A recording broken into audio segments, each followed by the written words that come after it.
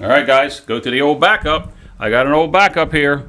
Let's see if we do it again. I'm going to start all over again, guys, because I guarantee you somebody put there's no audio. Oh, my gosh. Guys, this is my microphone right here. It's not working. I have my old trusted backup microphone right here. I'm going to start all over. Hello, everyone. It's Jeff from Mid-Atlantic Craps. Welcome back to my YouTube channel over here on the Casino Gaming TV Network. It is Season 2, Episode 6 of Craps Chat. The creator of the show, Dylan himself, is over in the green room along with John from Pro Craps, and we got 5 or 6 people over in Zoom already. Up in the pinned area of the chat, I updated the link to Zoom. We had the wrong link in there. We had the link that allows unfriendlies to get in, so I changed it real quick before the show. Come join us over in the chat. Before we get started tonight, guys, you will see about 7.5 minutes of the finals of the Craps Nation Dice Tournament that George from CY ran earlier today, and he ran it over on his channel, and the winner of that contest is in the green room, and we're going to bring them on. Are you ready for Craps Chat? Let's do it!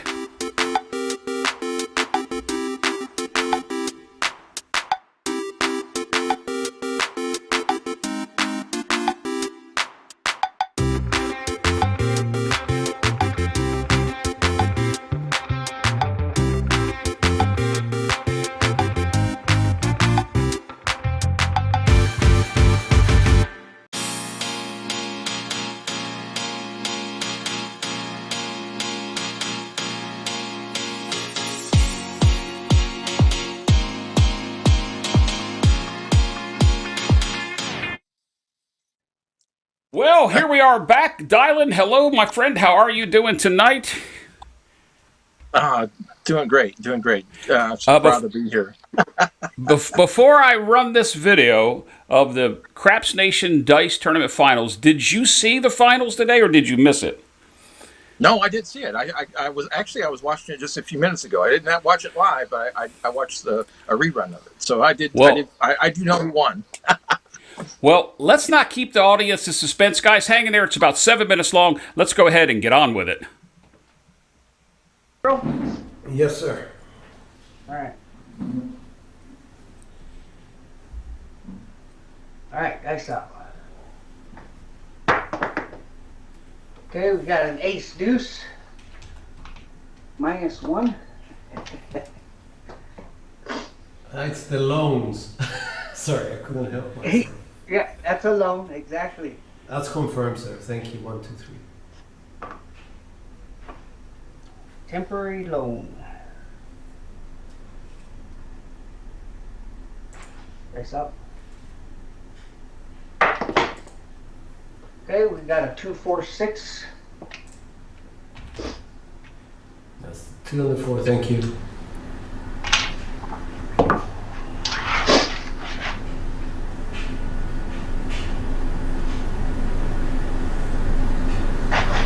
Face up. We got a 2, 4, 6. Thank you. Confirmed. 2, 4, 6. That's a frontline winner. Good. Come on, bro. Face up. Okay, we got a high 10. That's for Sarge. High 10. Thank you very much. Confirmed.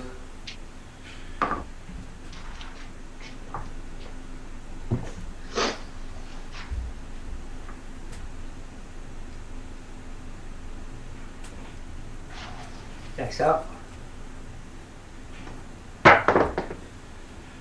Okay, we got a 1, 4, 5.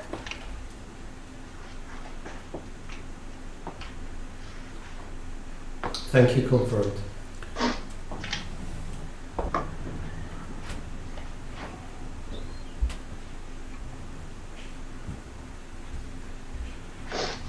Face up.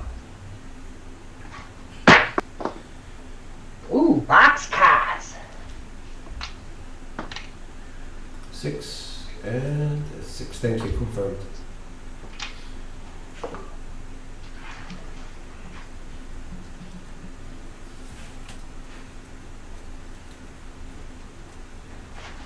Face up. Got a 459. Thank you, confirmed.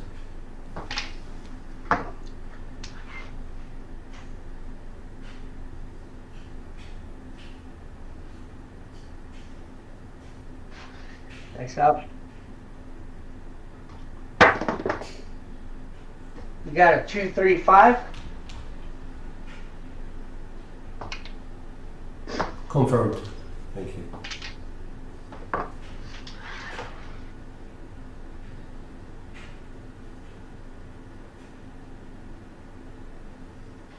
Dice up. We got a hard 10. That is a frontline winner. 5-5. Thank you, confirmed.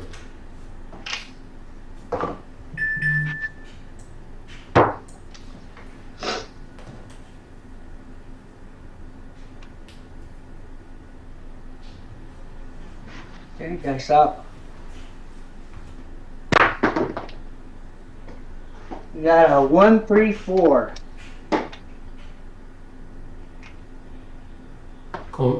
Can you take the 3 a bit? Thank you. That's better. Thank you. Okay. You're welcome. So 4's a point. All right.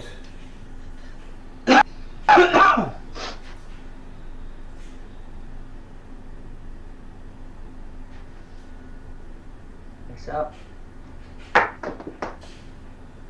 We've got a 246. 2. Thank you. Confirmed.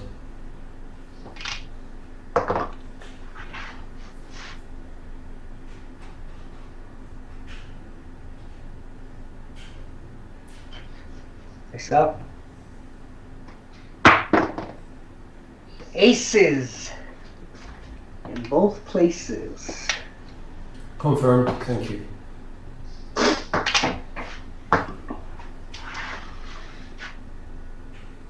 That's the small.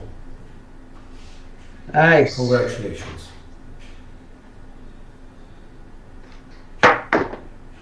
And of course, bets were off. Okay, by the way, bets were off. 2-5. 5-7. Dang it. All right. So let's see where we stand with your points. But the points are yet to be. Whew, that was nerve-wracking. Was it? Oh my God, my hands were shaking, guys. Erdog, you have 55 points. Well done. Thanks. Nice small, nice small. Thanks. How much have you shoot on that toothpick there, kid? Doing this, we just make sure that people know that we're live. You have dice in hand, sir. Good luck. Good luck, Ted. Awesome. And how many points did he have again? 5-5. 5-5. Alrighty.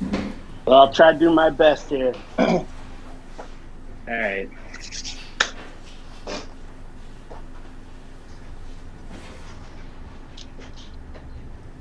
Coming out.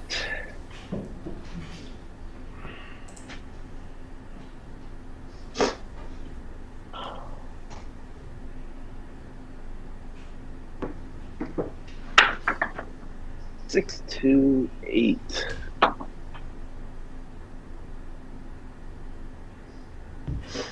Thank you. Confirmed. 8 is the point.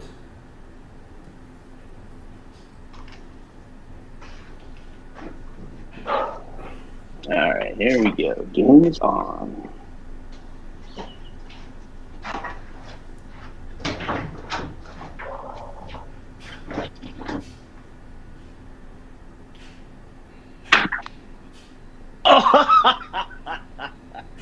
Oh man, hit the back wall bumper.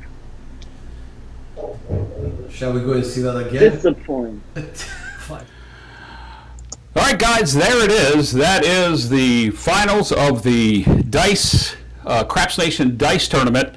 And with that said, we do have the winner with us, but I want to first of all say a big thank you to George from CY, Dave from Same Bet, Dave Collin, and Eddie Bird Dog, who actually won the tournament. They were very instrumental in putting this together. They were the judges. A whole host of people hosted some of these starting in late January. I think there was over 40 contestants. John, you actually know the details, but let's go ahead and bring in Eddie and congratulate him on such a tremendous win. Eddie Bird Dog is with us in the house. How are you doing, my friend? I'm doing well, Jeff. Thank you. Thanks for the invitation, by the way, and it's nice to hang out with all you guys here. Well, we're glad to have you. Yep, we're glad to have you, and we'll get to the tournament. But let me ask John, because he ran a couple. He actually hosted a couple of these shows. John, that was no feat put on by the Craps Nation to come up with this tournament. I know a lot of people didn't agree with the point system, but I think in the end it worked out well. You know what? Like everything else we do, like first time you do it, it's like, okay, let's see what works and doesn't work, and it's hard, like, to coordinate schedules and all that stuff. And like, what's really hard, like as a host, I hosted about 10 of these things, and it's like everybody's got different camera setups and audio setups, and trying to make it all work was extremely challenging. So the fact that we pulled it off at all is a miracle. And I think, the point system, I think the idea of a point system is beautiful. I don't like the points we use necessarily, but I think having a system out there to judge a roll quality, that's a metric that we can all kind of, I think, get behind once we settle on it. But yeah, it was cool. It was awesome to do it.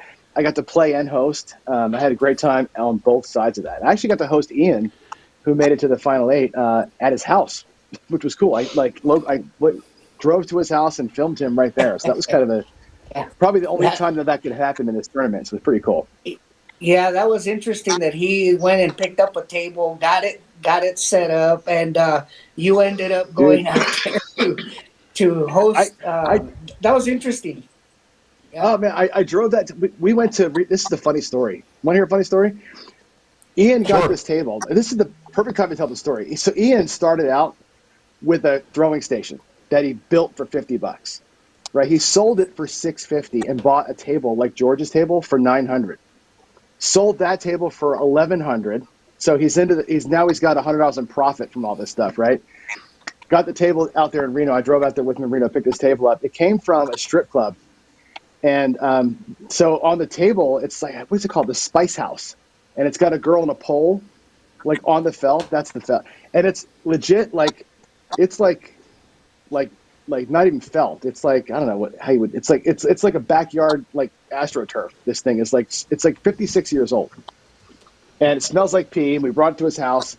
And he pulled the felt off of it, and there was newspaper in there from the 60s that was under the felt, if you can believe that. And then he put the felt back on, stapled it down, and tried it. He did, yeah. It's actually got photographs of like Steve Spurrier playing in high school or something. Like that's how old this paper is. It's crazy. Yeah, it's insane. And that's what he shot on. And his last round was on that table. He had never really thrown on it. He had it for like 3 days. And he threw on it, but. It was cool. It was what a great what a great idea. This whole thing was awesome. I think we can obviously tweak and manage as we go. But obviously he had since he had done a tournament 2 years ago, I think, prior. So he already had experience with that, and so he tweaked It was actually quite different in a lot of ways. So he learned a lot from running that last tournament.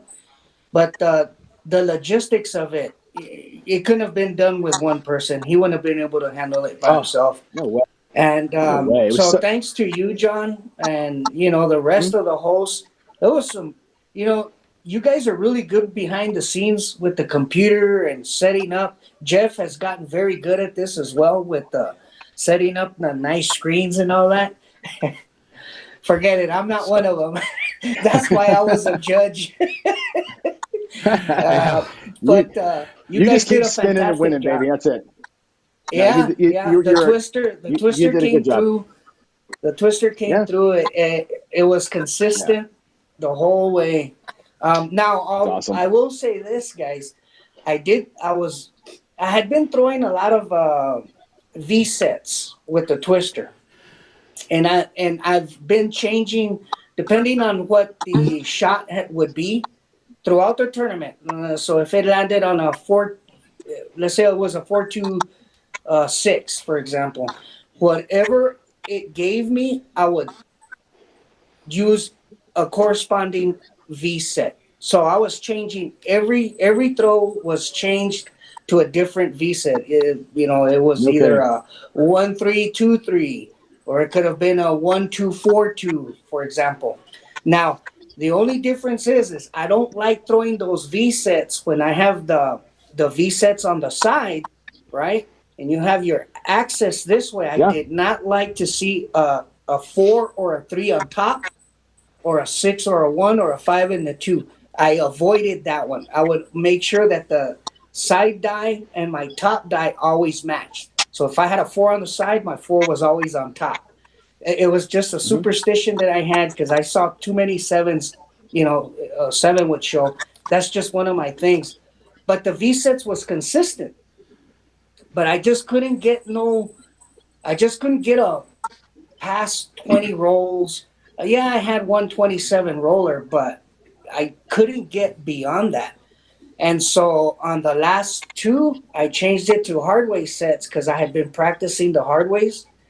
And lo and behold, all of a sudden on my practice, I started throwing 35s, 38 rolls, hitting all tall smalls. And I'm like, okay, this is going to be good.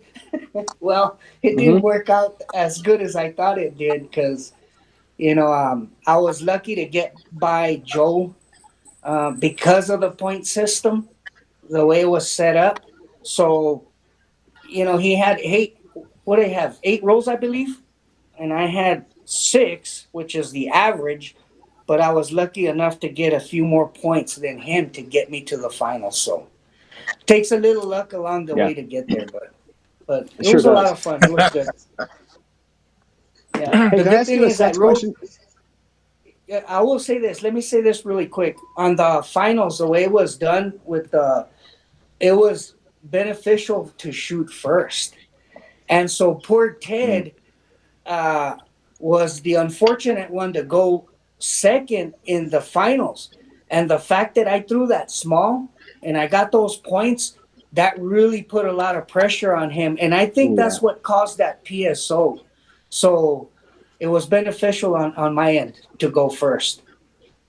That helped. Well, you said it during your throw. You were shaking. And I said this to Jeff. Oh, thanks. How much have you shoot on that toothpick there, Ted? Sorry, guys. Keep going. That's all right, Jeff. No, I came off of my when I exited the round, I came off a 36 roller that I'd done live, right? And then Jeff filmed me. Jeff was my host. And I came off the live show where I threw 36, and okay, Jeff, let's do this thing. And I think my fingertips were sweating. I was so nervous for that throw. And it was alone. I wasn't even trying to follow somebody. I can't imagine the pressure Ted had on him, knowing he had to beat a small. I mean, you're right. And you were nervous, and I know the feeling. And I think Jeff can probably attest to that too. And Joe, during that, and Mid-Mo-Yo's here too, you had the record going into this thing.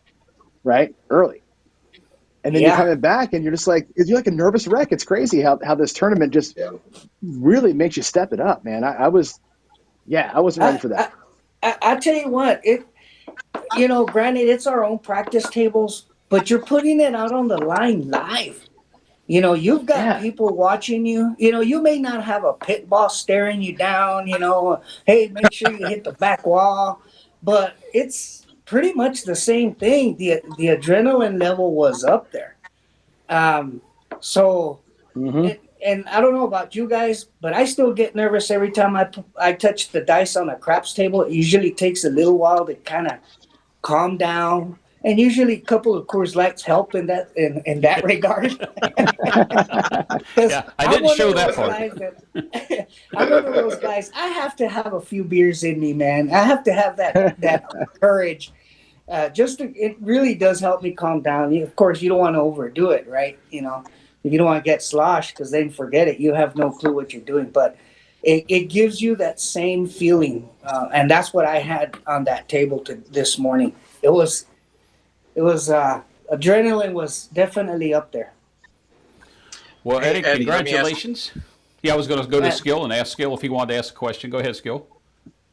Yeah, Eddie, you were very consistent in the time that when you pulled the dice back and then you threw them. It was like you were doing it really, really quickly. Did you notice that, or did you notice that you were in a pattern of tossing quickly? Because you released, I mean, you were like, it was like lightning quick. How fast you know what, Skill? I'll be honest with you.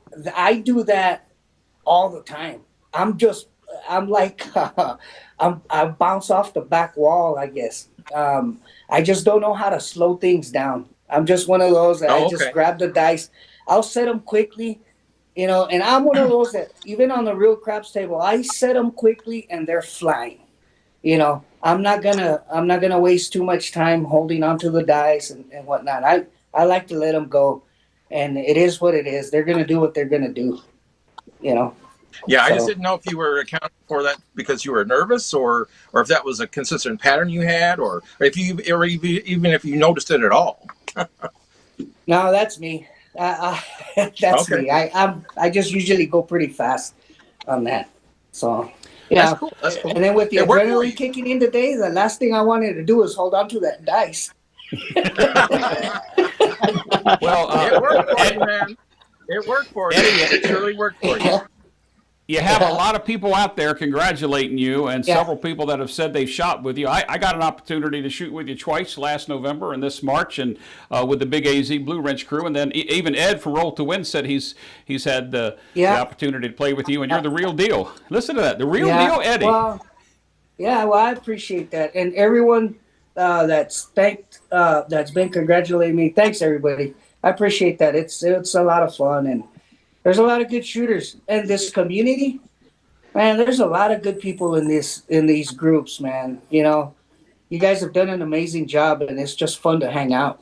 AZ, I mean, who doesn't like hanging out with Big AZ? You know what I mean? And Jeff, it's been a pleasure. I've had the pleasure to play with you, and AZ. Where's my hat? Oh, you know what? I should have gotten it, but I am sporting somebody else's shirt. Oh, let it roll, Rick. Cool. Let it roll. Cool. He's a good friend of mine, so. Yeah, Rick's a great guy. Yeah, he's an awesome guy. But yeah, I got to play with Ed and Biloxi it was 2 summers ago, and now he's the real deal. Yes, he is. That man knows how to press. Yes, he does. He knows how to bet. Sure. I'll tell you that. The man is a good craps player. Yep. Yeah. Yep. So anybody else in the panel here want to ask Eddie a question about the tournament? Sure, you played in it. Craig, I don't remember if you did or you didn't, but you guys are here, and I think Nemo's trying to fix his picture. I got a question, actually, Eddie. First of all, congratulations, man. That was fantastic watching that. That was a lot of fun. When I was playing in it, especially the second time I ended up, or the second round, John was hosting me, and I think we all know I PSO'd twice. It was crazy, but nervous as all can be, and that was just the second round. I admired how you actually had landmines at the end of your table on the last round. Like, I would have nowhere near have done anything like that, and I was just wondering what made you do that. Well, if you look at all my and I don't put out a lot of videos, but every time I practice with those there. When we started the tournament, those landmines have been there. So it's just, you know what, we're not gonna throw on an empty table. So my thing is I have to learn how to throw with those landmines every time. And if I get a bad roll because I hit those chips, so be it, because it's reality. And so I've always practiced with them. And in fact, I'll say this, George, I think it was on the first round, he made a comment. He's like, hey, take those chips out of there. And I said, no, I refuse to take them down. Yeah, you saw that, right? So I remember him saying that, Yeah, and so I just played. I stayed with it and just used those landmines, because that's a real craps table. When you're playing, there's landmines out there, so you might as well throw with them. That's my. I mean, it's your good luck charm. In some respects, in some respects, I don't mind having chips down the end, really, because it's like I have a place to aim now. Like when it's wide open, it's almost like fishing in a lake. Like you know what I mean? Just flinging it out there and hoping for the best. Like when there's chips out there, you got a place to avoid. I think that actually focuses you, maybe. Fish in a lake. You Did you can't have to really do that there, John? What's say that, again? Nemo? Fishing in a well, yeah. Well, you're here. Fishing in a lake. He didn't like my reference. So who hooked Nemo? That's the question now. How big of a hook did you guys use? Yeah. Oh boy. Yeah. Craig, are you here? Hey, can you hear me? Yeah. Yeah, we can hear you. Yep. I put your chat up there where you told Eddie he should change his name to the real deal. Yeah, the real deal, Eddie. I think it sounds good, you know? Yeah, cool. Thanks, man. Thanks. No, man, I'd love to play with you someday. I can't wait. Yeah. Just a quick question. It wasn't part of the tournament, but when you're at the casino, what do you normally like to play, strategy-wise? Yeah, it depends on the bankroll, but typically, 66 inside, take a couple of hits, drop back down, and then start going up. I've done 220s. What I have played is 220 inside with 35s on the 4 and 10. Get a couple of hits. If you get 2 hits, you can just go 96 across and you're off to the races. Yeah. But you've got 290 at risk. Okay, so you got to have a bankroll to be able to cover that. And, I don't know if you guys know this, but this last trip to Vegas, I lost 2,400. And my throwing was average. It was just average. I never shot anything past 12, not once. I think I only had one team roll the whole week. I was just averaging 6 to 8 rolls every time I touched the dice. So I wasn't able to make up losses on my rolls. And my management with my bankroll was horrendous. And that's why I lost the way I did. It was awful. My management was awful. And when you come back, you go, man, I should have done this. I should have done that. Well, it's too late. You're 2,400 down. As a follow-up question, along with the tournament, are you fortunate enough to actually have people be nice enough to move their chips out of the way when you do throw? You know what? I'll be honest with you. It's rare that I ask people to move their chips because, first of all, there's a lot of people that get upset when you ask them. And the last thing you want to do is when they do and they're cussing at you, they're puffing and pouting, you move them, and then you PSO, then you look like an idiot.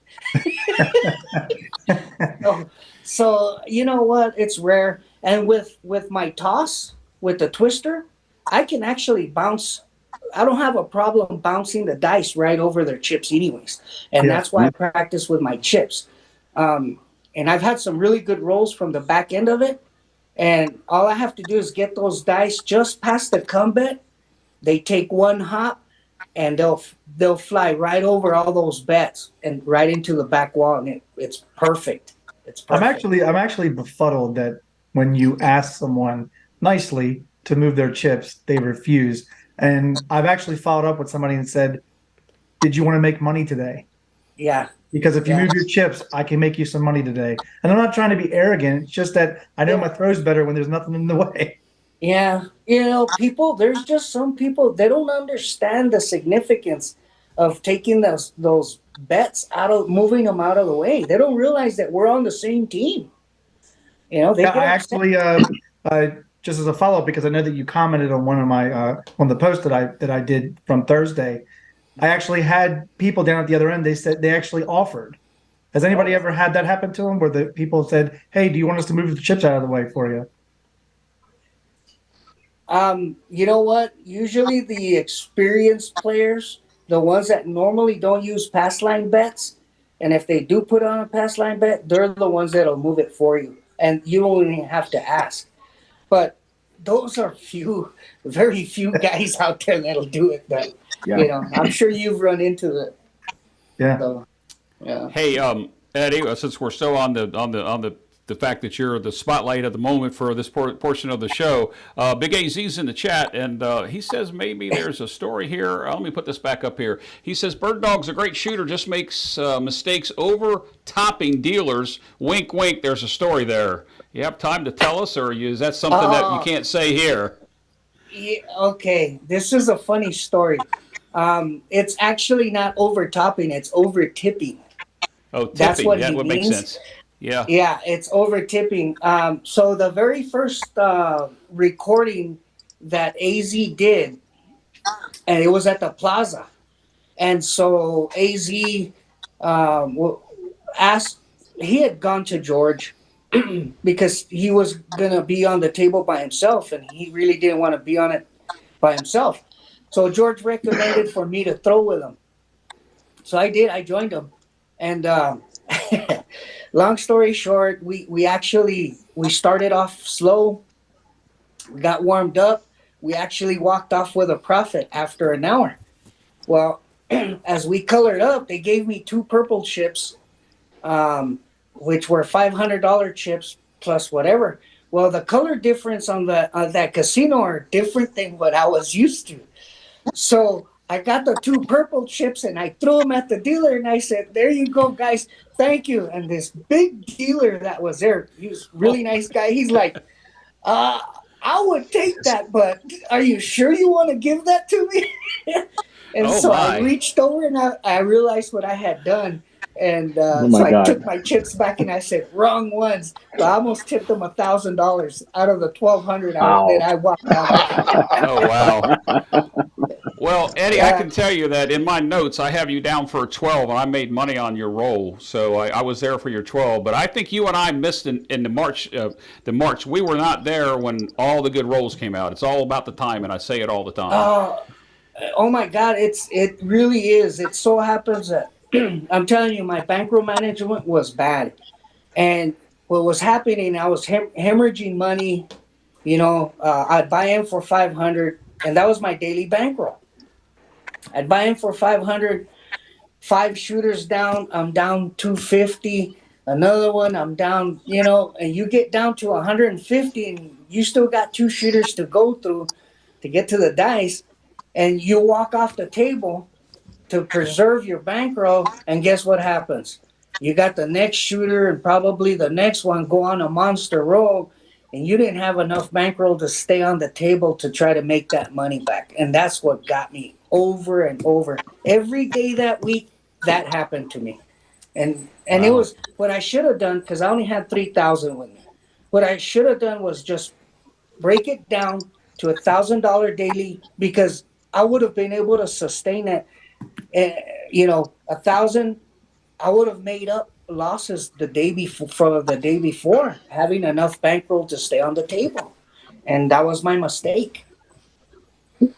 Right. You know? Yeah, I made several mistakes there, Eddie, in March, and my whole trip report, I haven't even done the March or the last week's Atlantic City trip report. It's going to come up probably this Wednesday night before LFC, those guys over there that play on the Live Fantasy Craps with Arnell over there on Dice Grinders, and right here on the Casino Gaming TV. And speaking of Arnell, I'm going to put this up there. He says that would have been a huge mistake if they had dropped it in the tote box. If those chips had reached the tote box, you would have been out of it. Oh yeah, but you know what? He realized what I had done. He knew it wasn't meant to be a $1,000 tip, so he was nice enough to point it out, and I was able to reach there in about half a second and grab it back. I almost jumped on the table to get my $2 $500 chips. Well, you know, had you tipped them that $1,000, the rest of the week we were there, we wouldn't have had to worry about it. Well, I would have had to come home early. I guarantee you that. I don't know. Big AZ showed I think a video or a picture of somebody jumping on the table. Was that you? No, that was not me. Never done that before. Yeah. I know he's did it at his home practice table. But yeah, AZ's hilarious. I'll tell you another funny story about AZ. It was last summer. We were in Arizona. I went to go see him, and we were playing. And you know how AZ's broken, I don't know, several sticks, right? And we were on the roll to win table, and the craps table was right next to that roll to win table. One of the shooters' dice rolls off of the table and it goes underneath the roll to win. Well, they couldn't get to it. Well, they hand AZ the stick, right? The stick, and he reached in to get it, and I told AZ, dude, I could have taken a picture of you, man. It would have been nice if you would have broken it.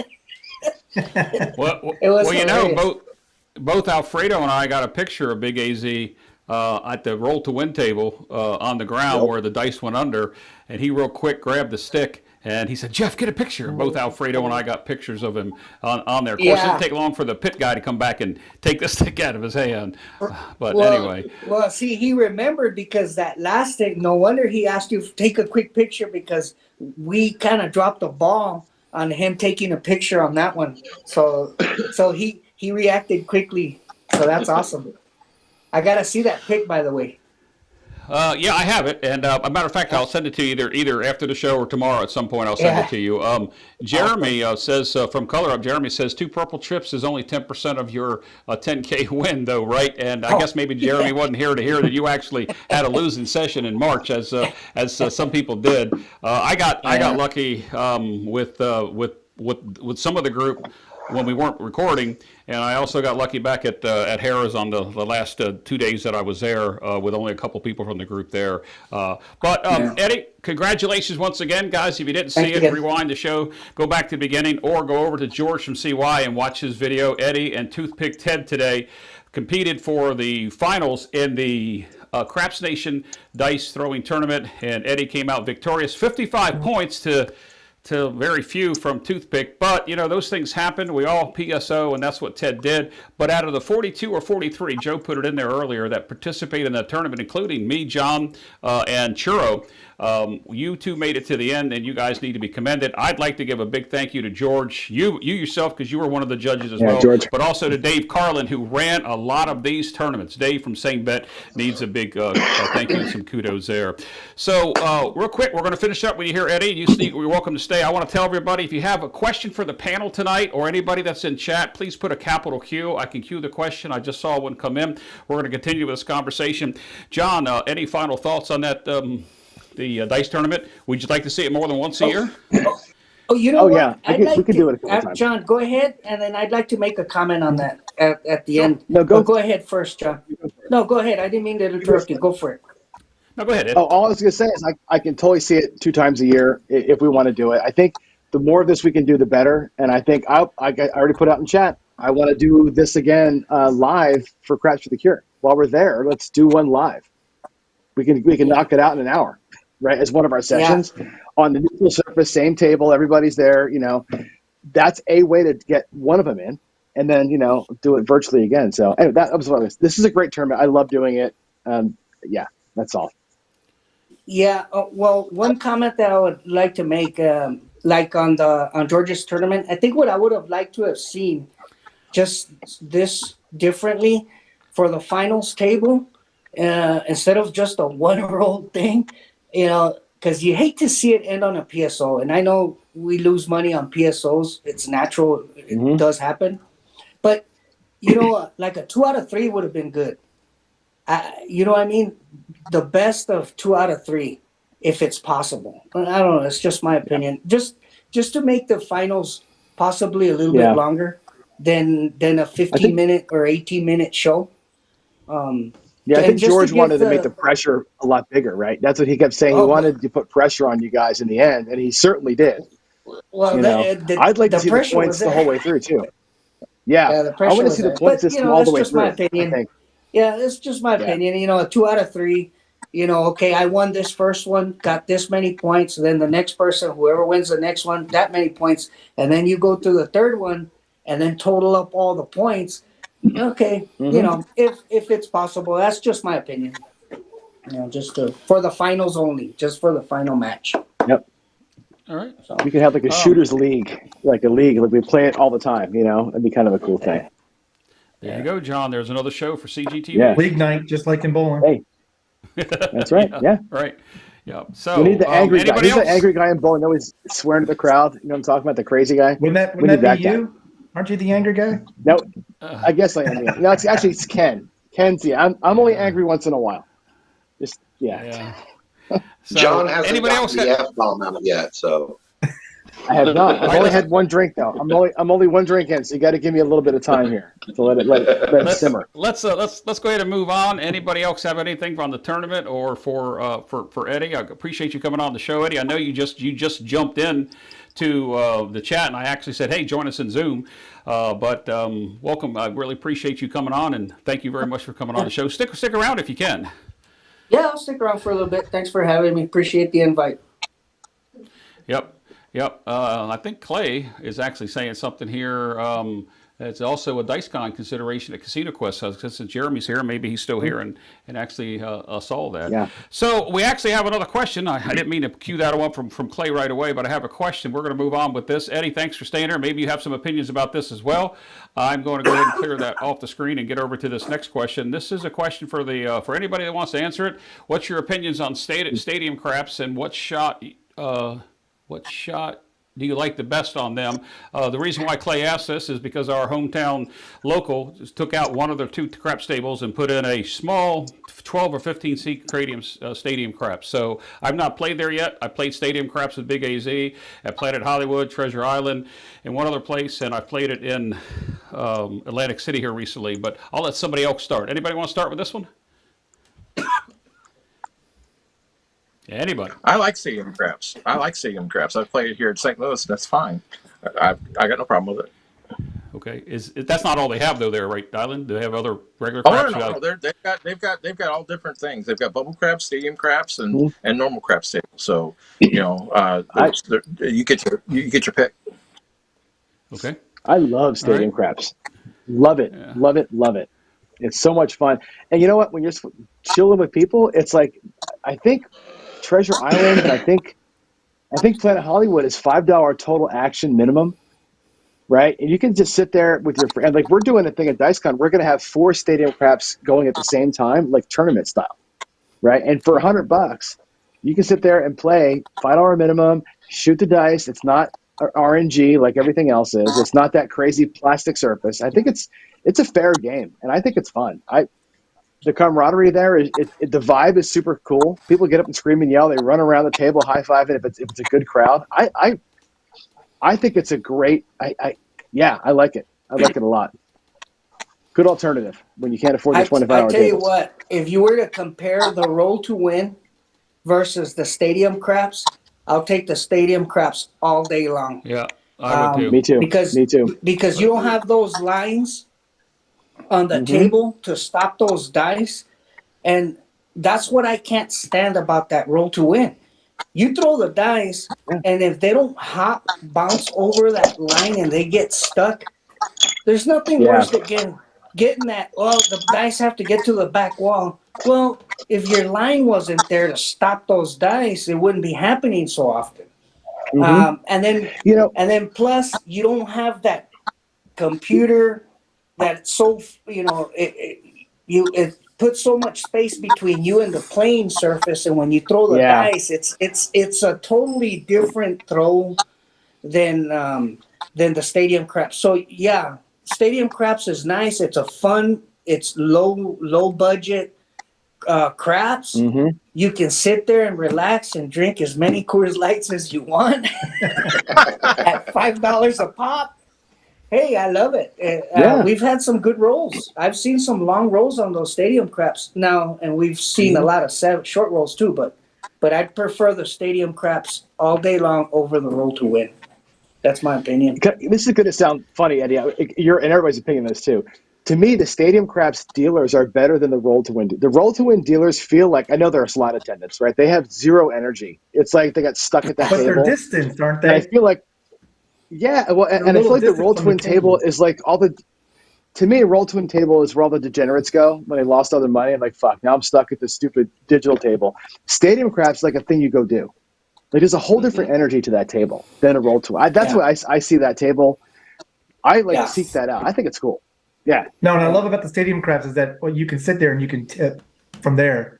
And when I was there with Justice Jen, she was like, every time I hit a 2 or a horn, I'm going to tip you. And it was a real fun environment. I got up there and I was doing like the 66 sizzle. And I will tell you, the stadium craps, you do have to get used to a very short distance. And that damn plexiglass right there, because if your hand hits it, on the way up, so you have to be, what I like to do is just bring it up first and then toss. But it's different. It's different, but it's no substitute for the real table. Yeah. All right. Churro, do they have I like stadium craps there? Craps. I think stadium craps is a lot of fun, but the one thing that I've done, because when I was at Treasure Island, they actually had a really nice stadium craps area. But there were times that I was playing that there were like maybe 1 or 2, maybe just me playing on the stadium craps. If I'm going to do that, I would prefer to be on a regular table and be alone. And I like stadium craps, but I like it if there's a vibe of people around and having fun. I agree. It's a lot more fun when all the chairs are filled around. It's a lot more fun when you're with a group. Yeah. Yep. Yeah. For Well, sure. when you're at a larger place, Eddie, like at Planet Hollywood, where you have the 15 around the bowl itself, and then you've got that extra section that has, probably maybe 40 or 50 seats there that they're playing, but they don't get to shoot. And then you're shooting and you do something well, and the crowd in the upper risers, it sounds like they applaud you. I thought that was pretty awesome. Yeah. But you know what, Jeff, on Planet Hollywood, I think on the back end of the stadium craps where they have the screens, I don't think all of them will play for the stadium. I think it's only the first row on that back end. I think it's only the first row. The inside machines, I don't think it'll play it. But I'm not 100% sure, but I'm pretty sure it might be that's the case. But it's a great environment. Trust me. When was it? Last summer, Sam I Am and myself were on that stadium craps at Planet Hollywood for at least a good 6 hours, while AZ and the gang were somewhere else. And we got inebriated by the time we left that stadium. I can't imagine that. I can't imagine that. We had a good time. Yeah. Well, anybody else on stadium craps? Nemo, you're down there in the corner. You haven't said much. You actually came out of your shell today. What's going on? Unmute yourself. Maybe Nemo's not there. There he goes. Here. There you go. You're there. I'm here. Any comments while you're on this before we move on? I have nothing to say about it. Okay. Cool. No problem. He looks like a radio disc jockey behind that mic. To be honest with you, I do have a little bit of history of radio DJing, so yeah. Have a little bit of history of what? You're filtered so much, we have you on the lows, we can't hear you. I used to DJ, so. Yep. Yeah, join the crowd. Yeah, that was my former life 40 years ago. Back in the days when they had when they actually had records that you had to put on. There was my era, but anyway, if somebody out there has a question for the panel, or they want to ask somebody that's in chat, by all means, put a capital Q in there so I can put it out there. I see a couple questions coming in. If you're going to use the @ sign, that's fine. I would prefer the Q because it tells my software something. Just go ahead and ask the question. Churro, we were talking in the green room earlier in the contest that you ran. You have since your video today said when you were going to announce the winner of your 500 sub prize. Yeah. So if you didn't see it, it's this coming Sunday, so the 30th of April. I'm going to be doing at 2:00 Central Standard Time. I'm going to be doing a crapsy, probably about 5 shooters, something like that. I'm going to try and speed it up. But at the end of that game, live, my daughter is going to be pulling a name out of a hat that's going to be winning the little tchotchke that I made, the dice. These are, if you didn't see it, it's in a little glass vial. Those are solid sterling silver dice that I handmade I even have a video that shows me making them. And then at the top there, those are little poker chips made out of sterling silver as well that I glued on the inside of this vial. I originally envisioned this as, a little card weight when you're playing cards, tchotchke if you called it that. But if you don't play cards, you do it as anything. This was my 500 sub giveaway, and I just surpassed that. So what we're going to do is I'm going to ask if you hadn't seen the video already, email me. You do not have to be a sub of mine. I'm just saying thank you to the community and everything. But email me at cmjeweler71@gmail.com, and in the subject line say 500 subs. If you do that, you will be entered into getting this, and you will have the opportunity of my daughter pulling your name out of a hat next Sunday. That was a cool video of you making it. Yeah, it was. Yes. Yep. Craig, I put you in the spotlight window there because Joe, Craftsmaster Journey, said it was nice that both you and Churro passed the 500 sub mark recently. So congratulations to you. Thank you. Yes. What's going on in the world of Old Bay Craps? While I'm waiting for a question to come in, we've got 55 people watching. Somebody's got a question out there. Ask away. I've been doing more. I've been trying to do more live up in the stakes. As Joe's happily mentioned on one of his morning throwing session videos, that he was nominating me for the hard hat along with like 3 other names. He was just talking about my production going up, and that's thanks in part to Nemo, who helped me out with some cameras, and along with some other. I got a television now, a big monitor. I finally figured out OBS. You're welcome. It's not easy. I'm sorry. It's not easy. But I I'm finally so sorry. figured it out. So I'm still trying like new angles. I don't want to be like everybody else.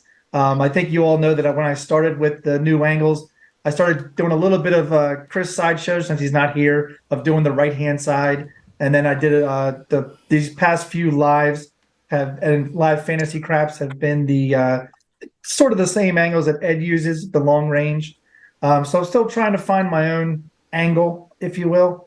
I don't know if I'll ever achieve a one that's not, a variation of somebody else. But yeah, no, I like it. And, we were talking in Discord about collecting chips. And I've got 41 now, and I'm kind of thinking I'm going to put them all on the inside of the black wall on the table right above where the box numbers sit. So I thought that would look nice. Try to line up the entire inside wall, back wall of with commemorative chips. So that's like that's a little goal of mine. That's a Crooked River style. Is it? Yep. Yeah, I know he's got the shelf. He's got the shelf. And then Lou was showing earlier today. He's got a display that he got from Amazon. I'm just gonna somehow attach them right to the rail wall. So. Oh. All right. Yep. Well, congratulations again, Craig. I'm Thank glad you. that you're there. Nemo, I'll ask you, since I gave the other 2 YouTubers here. Although Bird Dog, he occasionally does a video every once in a while, an occasional live. But you heard he doesn't like OBS. There are some other services out there. I'm going to put up the question that John just asked. But Nemo, anything going on in your world before we move on? Yes, I've been trying to do my usual lives on Sunday, and then I'm actually rolling it out on my mat. It's not easy. Doing math on the chips is something. It's not easy for a lot of people who's so used to the digital information. It's more of a different transition for me. It's not the same. Yep. That is true. That should be your first clue in the casino, right? Nemo? Correct. When you find it hard to deal to yourself, think about what your dealers are going through, right? I actually threw my favorite strategy in the garbage can about 2 weeks ago. I tried playing it live, and it was such a cluster. You know what? I'm not saying it.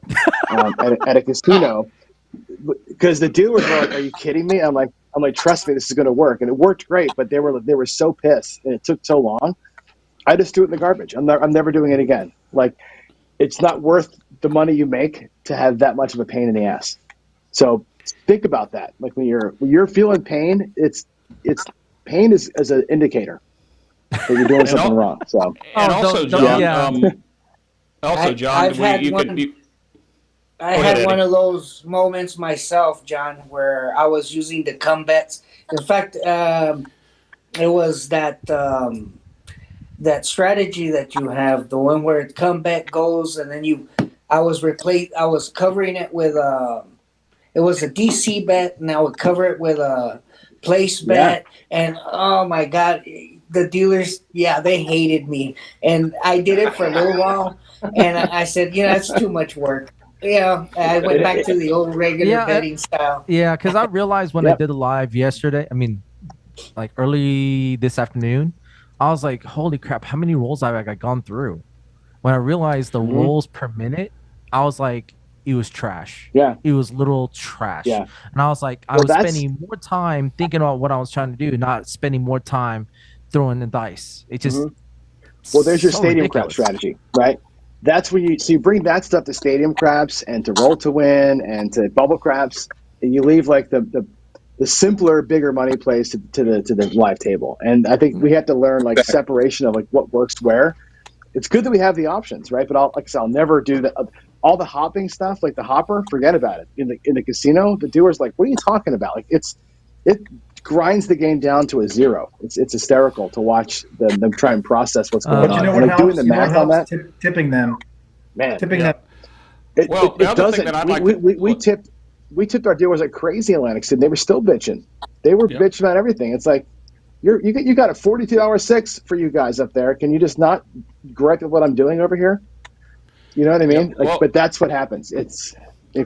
Well, the other thing I'll say, John, is that you learned when I learned that the majority of us that once we got dealing, it actually helped our game. It helped it tremendously. So I'm going to encourage Nemo to continue to continue to deal on his mat. I think he called it his mat, and continue to do that. And it actually helps your game. It really does, because all that electronic stuff. I think Big AZ just put something up there about hallelujah easy bets for the dealers, and we all know that he gets some really crazy bets on his lives. But it does help you. Continue to roll it out. No, Nemo, play that. Easy returns too. So like, if you have a $42 bet and it was a newer dealer, so he was strictly going with, 49 payment. And I was like, hey, let me just chip you $1, give me 2 greens. And he was like, oh, okay. He kind of caught on. But making it simple. Yeah. Yep. Yes. Yep. Now I want to ask them, Chiro, you're getting. I have noticed, and it's an applause and appreciation for you, getting better at dealing.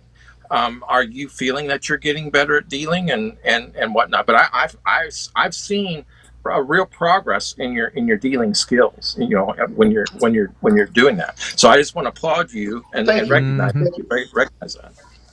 Yeah. I do. I will say this, and this is the obvious thing. The more players I'm having to deal to, the more complicated it is. But yeah, I believe I have. And it's something that I've actually really tried to concentrate on as well too. Not just playing the game, not just having fun on my table, not just learning to toss a certain dice set, but actually learning to deal at least to a comfortable level for 2 reasons. One, to be able to use my table, especially when people come over and play. But if I'm dealing better than I was a year ago, then I'm also understanding the math behind the bets. And that's super, super important to me. So yeah, that's kind of where I am with that. So thank you, Dylan. I got to tell you, doing those big AZ style lives that I've done recently, they've been a blast, and I cannot appreciate Big AZ more for when I've been doing all that. And you guys have been super easy on the rule changes for me. Nothing like what you give to AZ. So it's been pretty awesome. I've been having a lot of fun with it. Chiro, don't let Potter override your butt on the fact that he's making it hardy for you later on.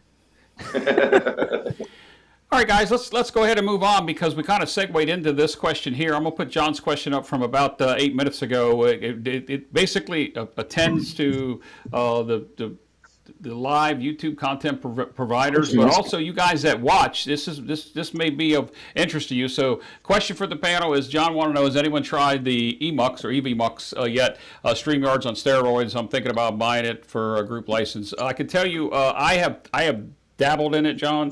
I know that Ed from Roll to Win is currently trying it out with some things that he's doing. I've gone through most of the streaming services. So from a standpoint of easeability, it is easy, and the quality that they record and download for future editing is great. But I'm going to stick with my commercial product that I'm using here, John. I find it to be much more stable and easy to work with. I will too. I'm just thinking about you can do actual scene design, like I do with Ecamm or you do with vMix. You can actually design custom scenes like OBS almost. You can drag stuff around. You have 5 cameras going, and if I buy a commercial license for it, then we can all use it. So everybody can just jump into it. Yeah, and it's paid for by CGTV, and that way we all have I can make a library of looks, so to speak, and so everybody kind of gets the same look. But I've not done a stream with it. The other thing is the resources are in the cloud, John. So it makes your low end on the person that's actually streaming to it very minimal. Right. You are limited to 1080p. You can't do 4K, which kind of sucks. Yeah. But if I can set it up and have everybody jump in and say, look, here's the assets or where the look and feel for this kind of show, that kind of show, that kind of show. You just jump in, put your cameras in. It might be a cool way to do it, but I haven't done it yet, quality-wise. That's why if Ed's done it, maybe I'll reach out to him and see what his experience is like, because it's not cheap, but I'm just curious. If it's anything like StreamYard, I'm a big fan. I've recently been really getting into it. I love StreamYard, so if you're saying it's 1,000 times better, I'd be very, very interested. Well, you know how StreamYard you get those 2 windows, you can get side by side or big and small. That's all you can do. With EVMux, it's the same thing. Plus, you can design your own screens. You can hey, my table's going to be here. And you can actually do the roll tracker on it. You can do all the things on it. So it's interesting to do it. And then we can just say, hey, Ken is gambling in there. Just drop your iPhone into it, and now you're streaming, and it looks beautiful. You know what I mean? And that way it's I want it to be like that. But I haven't tried reliability test yet or whatever else. If Ed's done it, then I'll talk to Ed for sure. Yeah, there were some stumbling blocks. I was working with it. I know that he got it to work. He was happy with the quality of the recording that he did, and then was able to pull the video down and edit it. That was one of his concerns, was if you're going to record and not go live with it, but you're going to record with it, then pull the video down. But it was nice. Arnell points out, I'll put this up again, that they're the only provider now that is giving you 12 guests in your package that you buy. So the other packages typically limit you to 4, 8, 10. But as Arnell says, they do allow 12 guests. Once again, it's all mixing in the cloud, sort of like what StreamYard does. So very little resources on your computer. Yeah, and I can do what's called a team. So I can buy a team for it, which means we all have our own logins to it, but we share the same set of resources, and it just pays for everything. So that's kind of, if we can do that, and then everybody but maybe me and you who use Ecamm and vMix has the benefit of using a common system, then we can have the same graphics and that kind of stuff. So for sure. Hey, John, it only took me about 6 months to get the 2 screens that I've got on OBS. I wonder how long it'll take me to get this thing going. Well, OBS, the thing is, I would do it for you. I'll set it up. All you got to do is dial in and say, here's my camera, and it puts your camera right where it needs to be. That's the idea, is making it super simple for everybody, and it's common, Because I'm really after this nice common look, and making it, I want to make no barrier. I don't want it to be hard for anybody to get in here and do this. No, I mean, I can see really struggle why it could be done that way, but I've been trying to do my own production and whatnot, so I don't know. Maybe that's just me. Yeah, it's really hard, and you guys can all commiserate with me. It's hard to like balance I want to make a great looking production versus I want to say good things and I want to play craps. Like you know what I mean? Like the percentage of your time spent on making it look good and actually doing craps, I find that diminishing a little bit. I want to get back to the other side of it. Yeah, you want to be efficient. Well, the good thing about for me is that the stuff that I do, I don't have to edit. All my stuff is done on OBS. All I do is a few key changes and that's it. And I'm done. My recording's done. It's all uploaded. I don't have to worry about that. Well, everything I do. The awesome thing about doing a live, all the lives I've done, not a single button is pressed afterwards. It just goes up. There's no editing. I got to tell you, I love doing lives just for that reason alone. Well, the thing is for me though, on the other hand, when I do lives, I'm a kind of a production type of guy. I like to do like my stuff to have at least some sort of good production and not to where it's like open air. As you probably, some may not know, all my stuff, I have music running in the background nonstop. It's all running all the time. And then it's there because I'm not going to have dead space. I hate it. And when I have dead space, I'm lost. Either I'm lost in my thoughts or I can't even think straight. So that's the thing for me. And then when I have music running in the background, at least, okay, people are catching on or whatever the case may be, say, hey, something just happened. All right, now we can be able to catch it back up and everything else is, back in control. And that's the thing for me is that when I want to have good communication and style in what I do in the production that I put into, even if it's just 5 minutes or less than 5 minutes, my video is done because I can't proceed because there's certain challenges that I just busted on, which just happened last week from OpenC's day 3 challenge of doing his empty rec challenge, which kind of frustrated me. It only lasted 2 minutes. It ended there. So there was nothing much I could do. But it's the things that we want to keep that out. Yeah, let's keep it on topic here from the production software. I don't want to stay too long on there because our viewers are here for the content, not for how we produce them. But, it's like Big AZ just said, maybe we can have a talk about cameras sometime. And Great Craps just said there's a huge learning curve with production software. And I know that that Leon is very, one of his biggest things that he mentioned when he first joined our community was he wanted to see the quality of the production come up.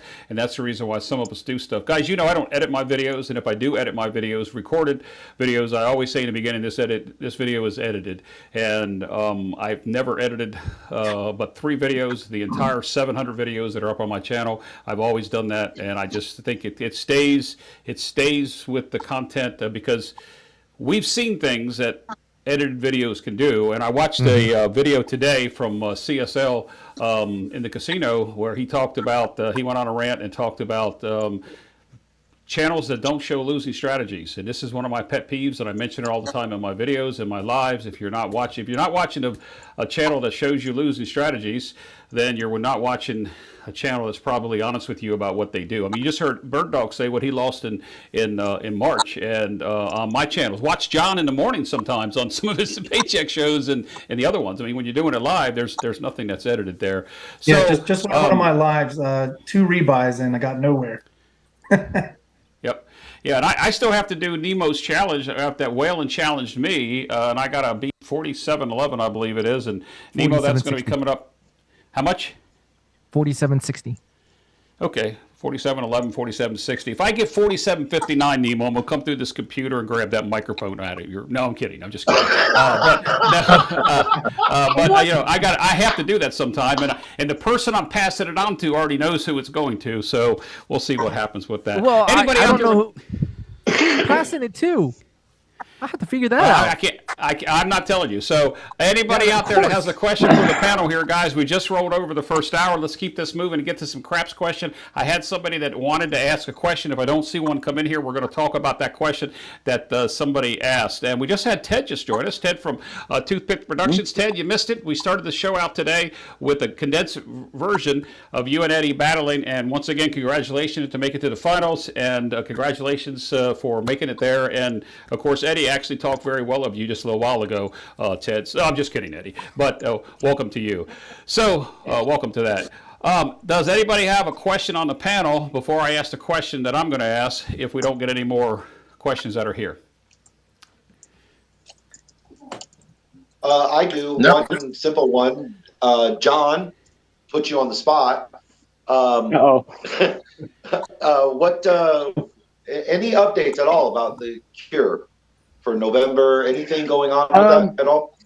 We're close. Yeah, we're close. I exchanged emails with David and Dennis the other day. We haven't nailed down a date. We're looking at right now either Halloween weekend or the weekend of the 11th, which is Veterans Day weekend.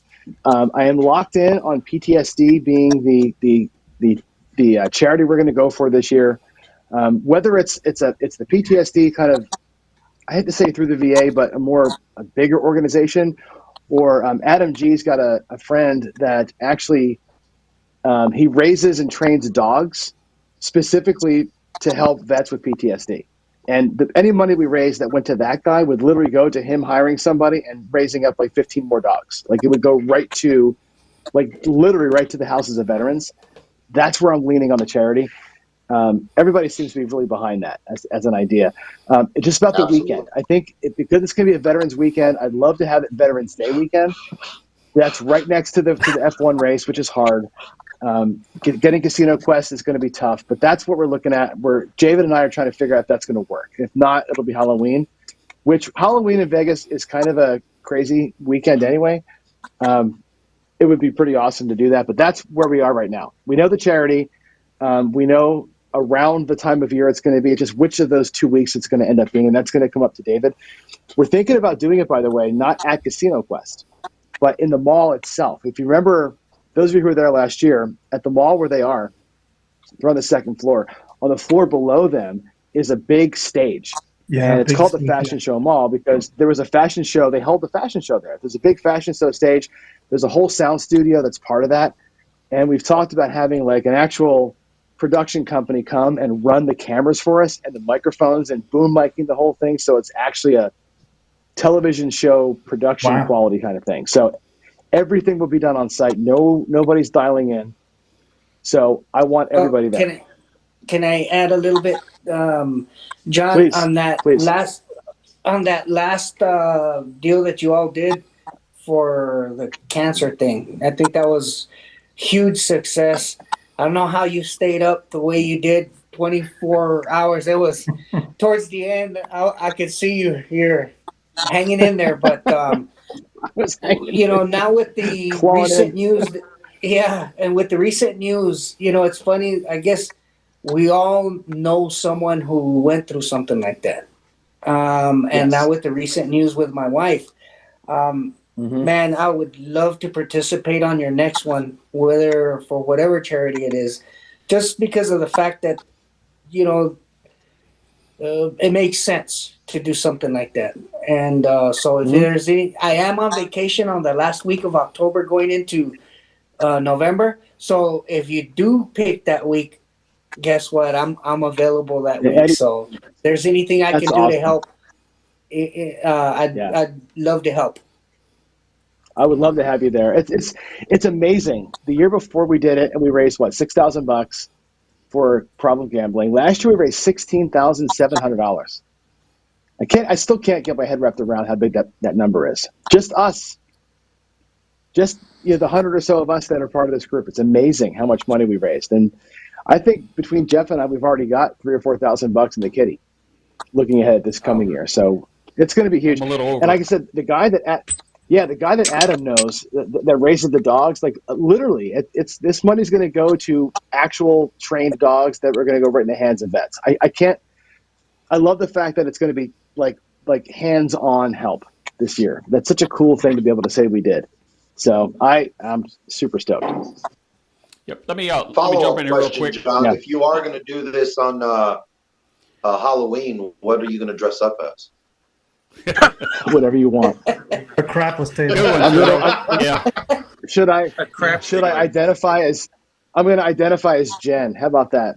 I'll identify as Jen. I'll dress as Jen. That's what I'll do. Oh, let's not go there. This is not a political show. This is a crap show.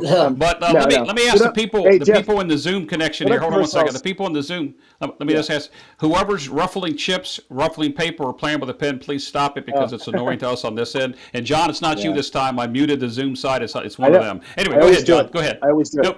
Put up Duracell's comment. That I'm working on following year's charity. So it's like the third or fourth one in that just most recent right there. So Duracell and I have been talking offline a lot about the Institute for Justice. This is an amazing group.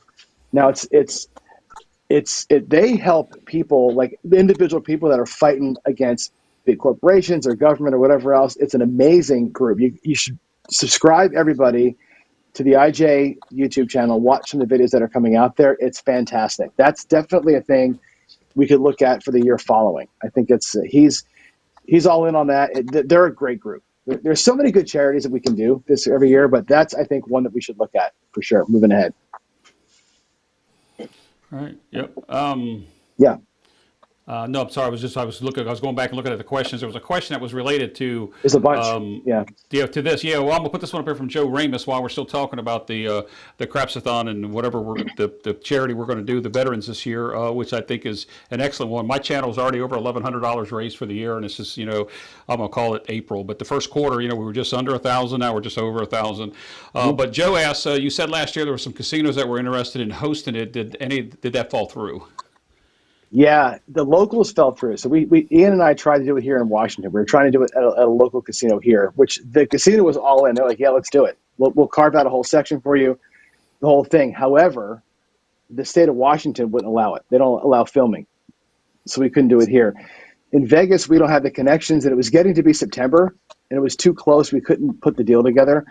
But we know that we can film at the Plaza. We know that we have some connections at Boyd, potentially a station casino connection. So the potential of a Red Rocks or maybe the GBR as a host casino could be really cool. I would love to do it at a casino. The logistics about it are hard because we're going to require a table and a crew for 24 hours, and it's going to be basically a donation in kind by them to do that. So that's part of that we have to kind of negotiate through. But yeah, we're starting down the road.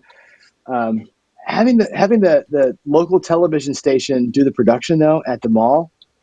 It's enticing to not have to worry about anything, to show up and put on a great show and basically kind of Jerry Lewis this thing like we'd like to do, Because last year I was up for 41 hours. I was up 41 hours last year between getting up in the morning of doing the whole thing and then still left the show and went and gambled for 3 hours afterwards. You know what I mean? It was like there was only one person who didn't make it all 24 hours.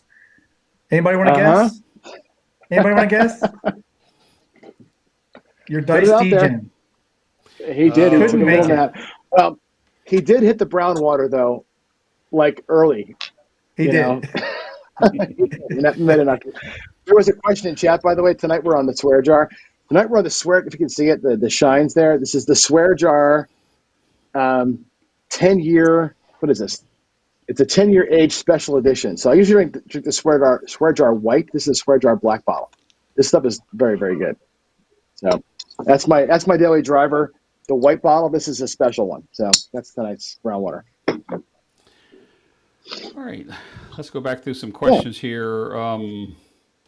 This may have something to do with that. I'm gonna put this up here from Rock. He says, "Have any of you played at the tribal casinos? Any differences in preferences versus corporate casinos?" So I read the question wrong, but we can move on to that question. Yeah. I've played at tribal casinos in the Northeast, both Foxwoods and Mohegan Sun, and down in Florida. I don't see specifically any difference. From table game statues and the way that you play. The people are the people, but anybody else see any differences between the tribal casinos and the conglomerates or even maybe a independent? Yeah, I have. Good. I played in Vegas and WinStar in Oklahoma. There is a difference on the actual tables. It's the ante, and doing that is just... Yeah, they don't do that in the That's Northeast. all I got to say. Yep. All right. That's There is a difference. I've played quite a bit in Albuquerque. And the casinos there in Albuquerque, they're all tribal. Yeah. And in fact, my local Inn of the Mountain Gods, which is, just up the road into New Mexico here. It's in Rio Doso, New Mexico. It's 2.5-hour drive. That's a tribal casino as well. So, but they are different because remember, they control their own rules. They make their own rules. So it's not like the big casinos in Vegas. They make their own rules, and so you have to go by their rules. And most of them, they will not let you film.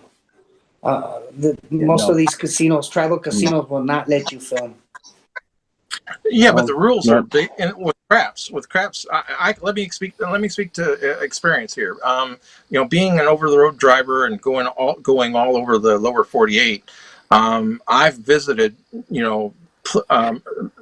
from Mountain of the Gods to all of those up and down, 70, 40, 44, all of it, and I've been to the ones in Oklahoma where you've got that's a specific state thing, Nemo, that they're doing there.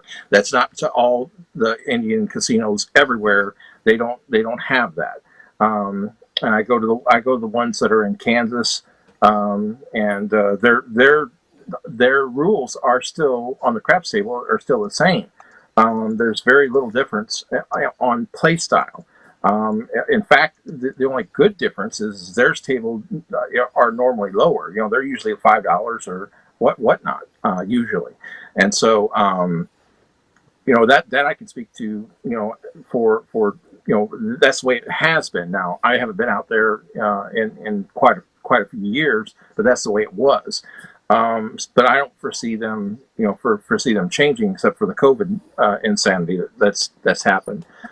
So that they might have went up a little bit, and they and like Vegas has come down on some of their stuff, and I'm sure that the rest of the country will be following suit as well.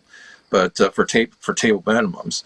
But in the past, before the COVID outbreak, all the Indian casinos were pretty low, and that they're on their table minimums, and that also that it was 3, 4, 5, and sometimes there were even better odds that they it just depended on what state that you went to. So it just wasn't just so there wasn't a big difference to me between Vegas and Reno and than the Indian casinos.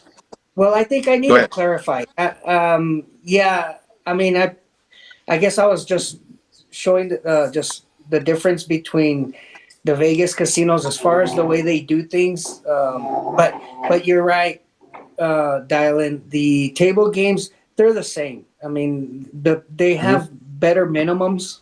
I know like the one in Albuquerque, they're always at $5, which is great.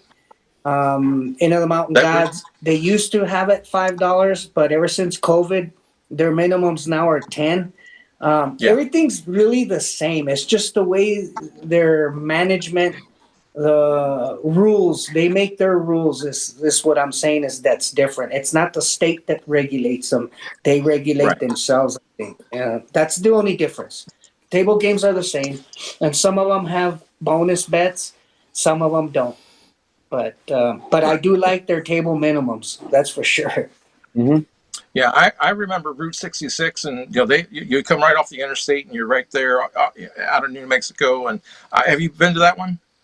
Yeah, I've been there. As a matter of fact, Rick, Let It Roll, and myself have gone to that casino. Yeah. Yeah, it's cool. It's a cool thing. Mm-hmm. They've got an old 50s style vibe with old cars and different memorabilia and stuff like that. It's cute. It's a cute casino.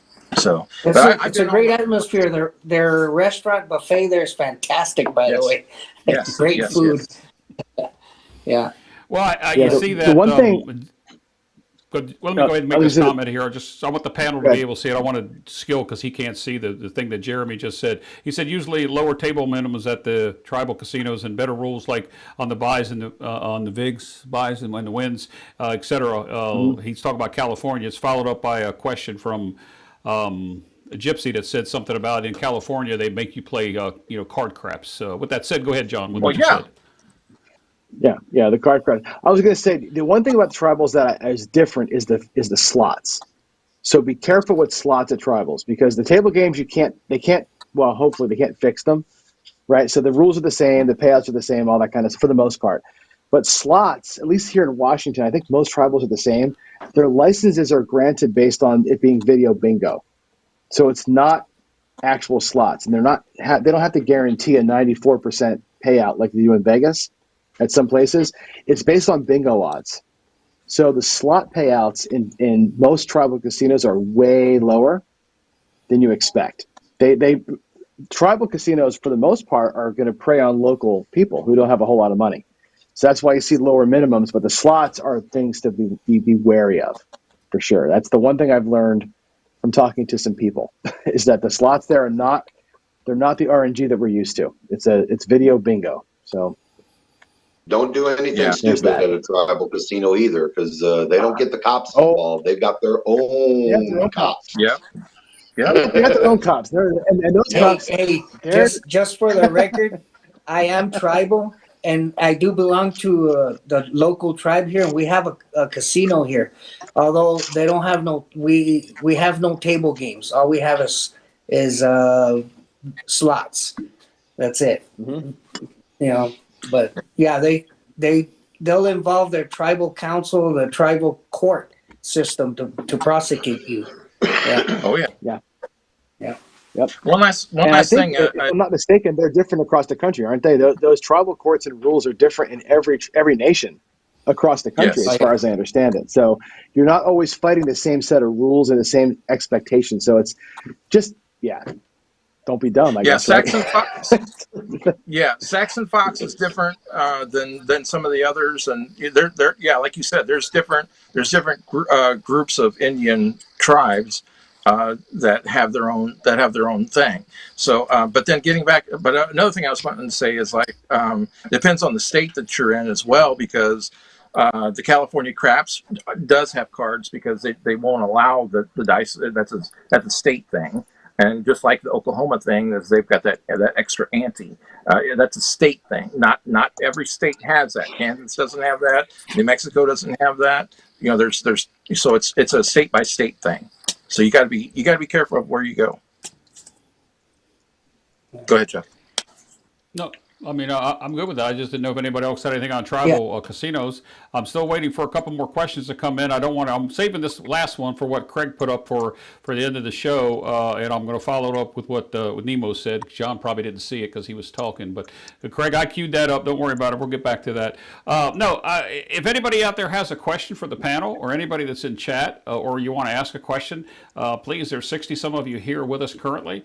Put a Q in front of it. I'm trying to pin the questions the best I can. I'm going to give it a few seconds to get a few more of these questions. See if anybody else has a question that they want to ask. If you have something for the panel, like put a Q with their initials somehow, so I can direct the question to them. So, yeah, go ahead. Somebody in the Zoom said something. I just wanted to let you know I've got to get going. What? So because I go into work quite early, and luckily today it's not a midnight start for me, but it's still early. So I'm gonna have to get going. Appreciate the invitation again, Jeff. I love what you've done with your channel. In fact, John, all you guys have done fantastic work. All you guys have climbed up the ladder, and I'm still hovering at 430 subscribers. All right. We're not worthy, Bird Dog. We're not worthy, man. You are awesome. Notice the tournament just shot you up. The number is not important. It's the respect. Look how many people respect you without having that super high number. That's what you got to be thinking about, right? We respect. I don't put in the time as much as you guys, and you guys have done fantastic work, and all the charities that you guys have done. That shows the kind of character that you guys have. You guys have been awesome, fantastic, and if there's anything I can do, I'll be there for you guys. Congrats again. Prayers for your wife, man. Prayers for your wife. Thanks. Thanks, guys. Thanks, guys. I appreciate it, that. right below. Actually, yours just ran into below. The scroller beneath us is actually showing some almost 200 craps channels that are now from Dice Grinders, and I try to keep track of. There's some new ones that pop up from time to time that we always don't get to see. But everybody, give Eddie BirdDog301 a like and subscribe on his YouTube channel. Yeah. Eddie, appreciate you stopping by. Thanks again, guys. Good luck the rest of the show. Appreciate everybody's. And Ted, congratulations. You did good for the tournament. Good job, Ted. You know you're talking to a fellow Texan. You know that, right? Yep. What? You're from Texas too? Yeah, I'm in Texas, brother. All right, man. All right. Later. Take it easy. Good night, guys. Yep. We'll see you, Eddie. Thank you. All right, I still don't see a question in here that I'm holding till the end, so I'm going to ask a question that somebody asked me to talk about, John. It's something that we've talked about last year. I know we talked about it, and that was team play, but also some type of show that involved team play.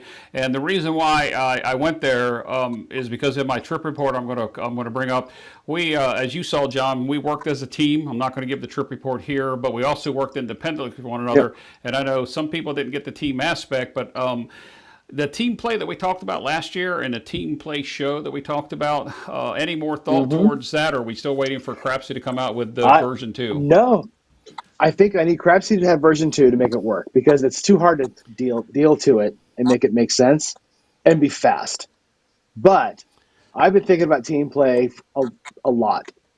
And, like, what could a team play show look like? Sure, there's going to be we throw, we bet, whatever, that's craps. But I think there's other things to do with team play that I have some ideas on, like other skills competitions that can be part of team play, not just pure betting. And I think that team play, we talked about it before, if it's a combined bankroll or if it's a total win or however you're going to do that, it's team play is a different animal, you know. And the AC group plays like a team, kinda, but not really, right? And it's like being thrust in the middle of that was very weird. It was cool, I love y'all, but it was weird because you have your own vibe and your own energy and your own expectations, and it's like, hey, here's the new guy, and I'm just gonna fart around and have some fun. And it was like, no, we don't do it like that. You know what I mean? And so that was interesting for sure. But I think team play is absolutely a big focus of mine for the coming year, 100%. All right. Anybody in the audience here want to talk about team play? Because I'm going to get to it, but I was asked to bring it up. And there's two types of team play. There's going with Eddie holding the beer in his hand and staying around high-fiving everybody. And there's, like John said, we're serious at times at our table. And the issues that we came across and stumbled across and we're trying to fix, are many. But this AC group that we have going is, I think, is doing very well. And John, you saw it. We had horrible days. You don't share a bankroll, right? But you don't share a bankroll. So I look at team play as being let's all show up at the coffee shop and let's split 10 grand between us. And you're going to play that way. You're playing that way. I'm playing this way. And he's doing that. And we're going to do our thing. At the end of it, we're going to split it 5 ways. Versus we all come with the same, I know where Jeff wants to stand. I know how Clay wants to shoot. I know that, Robert wants it quiet and whatever else, right? So that's the things. That's a different kind of, right? But it's a thing, right? Like, knowing how people, where they want to stand and how they want their vibe to be. Like, some people want the energy, some people want no energy.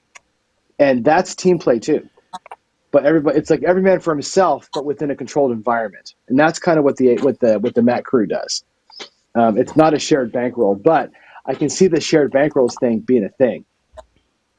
Yeah. Well, that's kind of the reason why I brought it up, because I don't want to give away everything in the AC group does. There's some of us that, I don't want to say branch off on our own, but there's some of us that are very, very adamant about what we do at the table. Like you were at, John, there was no team play, and in poker we call collusion, and craps I don't know what you would call it. But I think that's where I wanted to go with this conversation was about, John and Skill and Churro and Joe and Craig were around the table, and we somebody's doing light side, somebody's hedging, somebody's on the dark side, somebody's pulling back when we know how much money is out there. We turn to bets, so that it works. And we never got really back to talking about that last year. And of course, the community just spread out so well this year. Yeah. Well, you know what, Jeff? I did a week of shows on that, and everybody hated it. It was like, oh, team play. And I said, hey, we're going to share a bankroll. We're going to form a business. We're going to put money in this common account. And they went, wait. That's not what we're talking about. Like, well, that's what team play actually is, right? It's a shared bankroll. We're going to try it at DiceCon. We're going to have 3 or 4 teams of 10 people go to the stadium craps and share bankroll, and do it that way, and have a combined total at the end to see which team won the competition, as a small scale example of what it could look like. Is that going to be Monopoly money, or is that going to be, or what? No, real money. We're $100. We're all going to buy it for $100 at a stadium game, right? At the end of a certain amount of time, we look at all of our cash out tickets and say, team 1 won X, team 2 won Y, team 3 lost whatever. Cash them all in, split the money up, right? So $100 to give it a shot and to see what it's like, and we'll have some bragging rights and probably a trophy of some kind, but. Just to get a sense of what that feels like to play together for a common purpose versus just, everybody, the one guy stands in the right spot. And, like when Adam was shooting, I was kind of 20 feet away, letting him have all the room, and Evelyn cleared the chips out. Like, that's team play on one aspect. It's not a shared, like, kind of like the Raiders versus the Seahawks team. It's not one mind versus another mind. That's what I've always had a vision for our channel, was having an actual team of guys versus a team of guys, or a team of players versus a team of players, and doing it that way. Shared money, different strategies, common shooters, that kind of thing. So I've been wondered if like team play, it like, let me ask this question to you, because like, what if like it's the Raiders versus, it's my team versus Skills team, right? My team shoots and bets, right? Your team doesn't get to bet against my shooters. And then it's your turn to play, and you get bet against your own shooters. Like, that's like a whole different way of looking at this in terms of regular craps. Like, that's the kind of things that's going through my mind when I think about what does a team play show look like, or a team play series look like. And again, you need Crapsy to help you out with that. But that's sort of where I'm going with it, if that makes any sense. Well, the reason why I brought it up, John, was because when it came to the team play that we do in AC, it's individual play, and we're at the table as a team, versus a couple of the people that are in our group are new and they don't understand the concept that we talked about a year ago, which was team play, saying bankroll. Alfredo just put in there that him and Mel call it they call it playing a corporation. So that's mixing in the money. Yeah. Our AC group doesn't specifically look at that, and I saw what Adam just put up here about being respectful. There's a table of all your friends, and everybody's on their own, and then there's what we talked about, team play. And that's what somebody asked me recently, and I wanted to bring that question up, that we have a team that goes to Atlantic City. We don't team play. And as Jalapon puts up here, he says, what will the casinos deal with it, going solo? In poker, it's called collusion. In craps, I don't know that they would really know, because you're going to walk away and, divvy up the money, as Alfredo said. I think they turned 76 into 1900, is what he just said.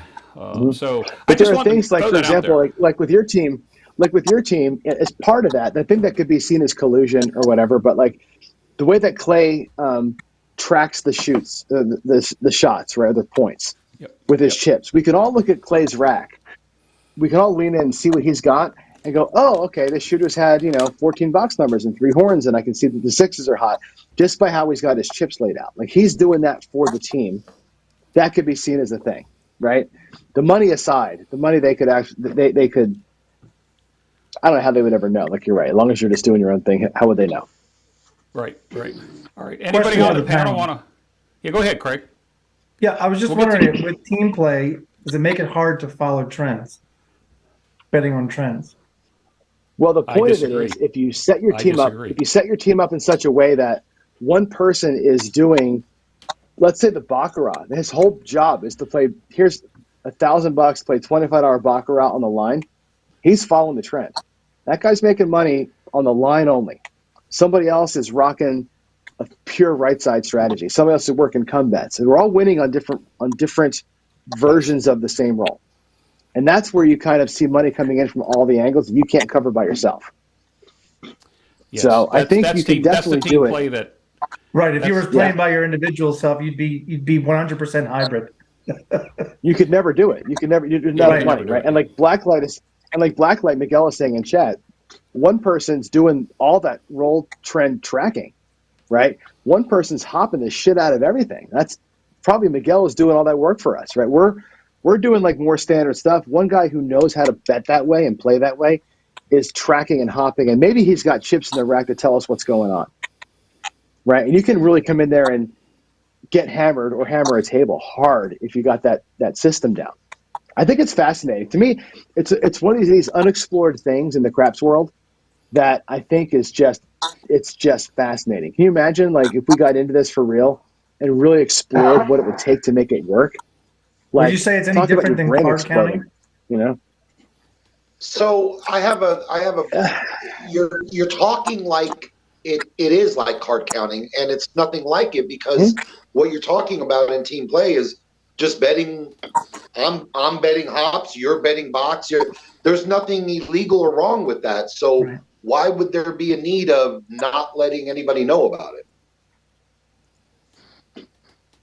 For the same reason why most of us YouTubers don't go into casino and tell people that we're a YouTube channel. I honestly, I don't know, Churro. I don't know how to answer that. But Craig asked about the card counting, and I don't know if it's legal, if it's illegal. Alfredo just puts up here, pass me by. I got to go back and catch it in a second here.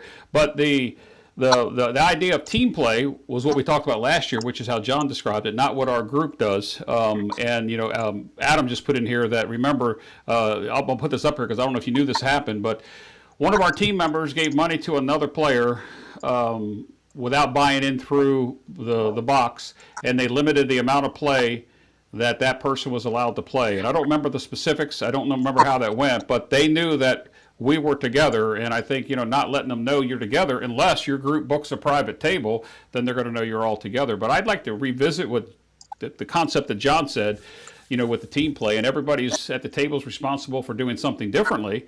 And then when you see on that hand that you've made money, whatever side is currently winning on that hand is the way that the progression goes. So I kind of think team play is more like Fight Club. Okay, I would accept that. I don't know that or not, but well, I think the good thing is we have all this virtual money. We all have these pretend chips on our tables. We can play this all day long and figure out what it would look like. Like, we're guessing at what it could be, right? But it'd be fun to kind of do it as a thing and to say, hey, let's try this out once a week and see how it works, and we can tweak it. I don't know. To me, it's one of those things that's like, I'm willing to be a guinea pig of it. Right? Guinea pig and dealing, something like that, live. Yeah. Craps is craps, right? Like there's 5 ways to play this game, right? There's just a handful of ways you can play. It's what the dice do for you. So we've, as a group, have explored every strategy out there for the most part, right? Now it's like, what do you do with that information? And maybe the next level is this. Maybe this is the next level. And it's like, what do we do as a group of people to keep our shows interesting, our money going in the right direction, and like what's just interesting? Like, I can't let my brain turn off. You guys know me but not well enough by now. My brain never turns off. And this is the kind of crap that keeps me up at night. This is like when I lay in bed and I go, oh my God, team play. How are we going to, and I just like think of, and 4 hours later, it's time for a show. Like, that's literally my life. I couldn't imagine not thinking about it. Does that make sense? Yeah. No, but you're still going to have to do it. You're still going to have to do it with Monopoly money at first, and that's why I was saying, it'd be better to play test it and play test it and play test it until we know more information of what might work, might not work, etc., and so on. Instead of trying to put a bunch of money together from everybody else, and whether it be 100 or 500 or whatever, So my vote. That's why I said let's try Monopoly money. Try it with Monopoly money first, totally.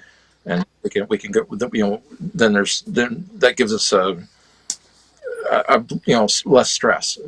And I think Alfredo had a really good comment, but I think he took it down, and it was about making sure that if you're doing team play, to have somebody who you're working with have the same betting styles as you do, as far as the way I take it. Well, the way I think he took it down. I put it up there. I'm just trying to find it again. Yeah, the way I take it is, you can't have a team play with somebody who is a conservative player and somebody who's an aggressive bettor. It's going to clash. One of the it's possible if the aggressive bettor is playing the hops, it could lose quick, and then you have zero team because one of the team players spend it all. You got to have somebody who's willing, or you definitely got to talk about it with your partner. Oh, no question. Yeah. Limits. What are the limits we're putting on ourselves on bets? That's part of the game plan. That's part of the game plan. That's part of the practice. That's part of the practice. Exactly. That's my point. Everybody's going to, you want a game plan. Everybody's got a structure. Everybody's got a part to play, but you can't go, everybody has to agree upon each other's part. And John said, this person specializes on hops. This person specializes on whatever, but you still have to play within that bankroll, and the bankroll, that monopoly money bankroll will help dictate what they can and can't do, and that way, you have, each person will have their own specific game plan within that X, so I can see that it working as long as everybody is is agreeing upon the foundation of everything. Everybody understands what each person's part is, and you stick to it.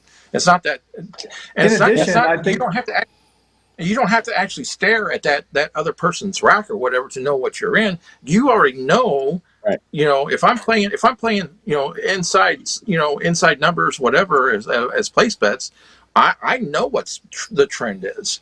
For me, for my specific little part, I already know. And that other person, I don't have to sit there and, well, what's hot? I know what's hot.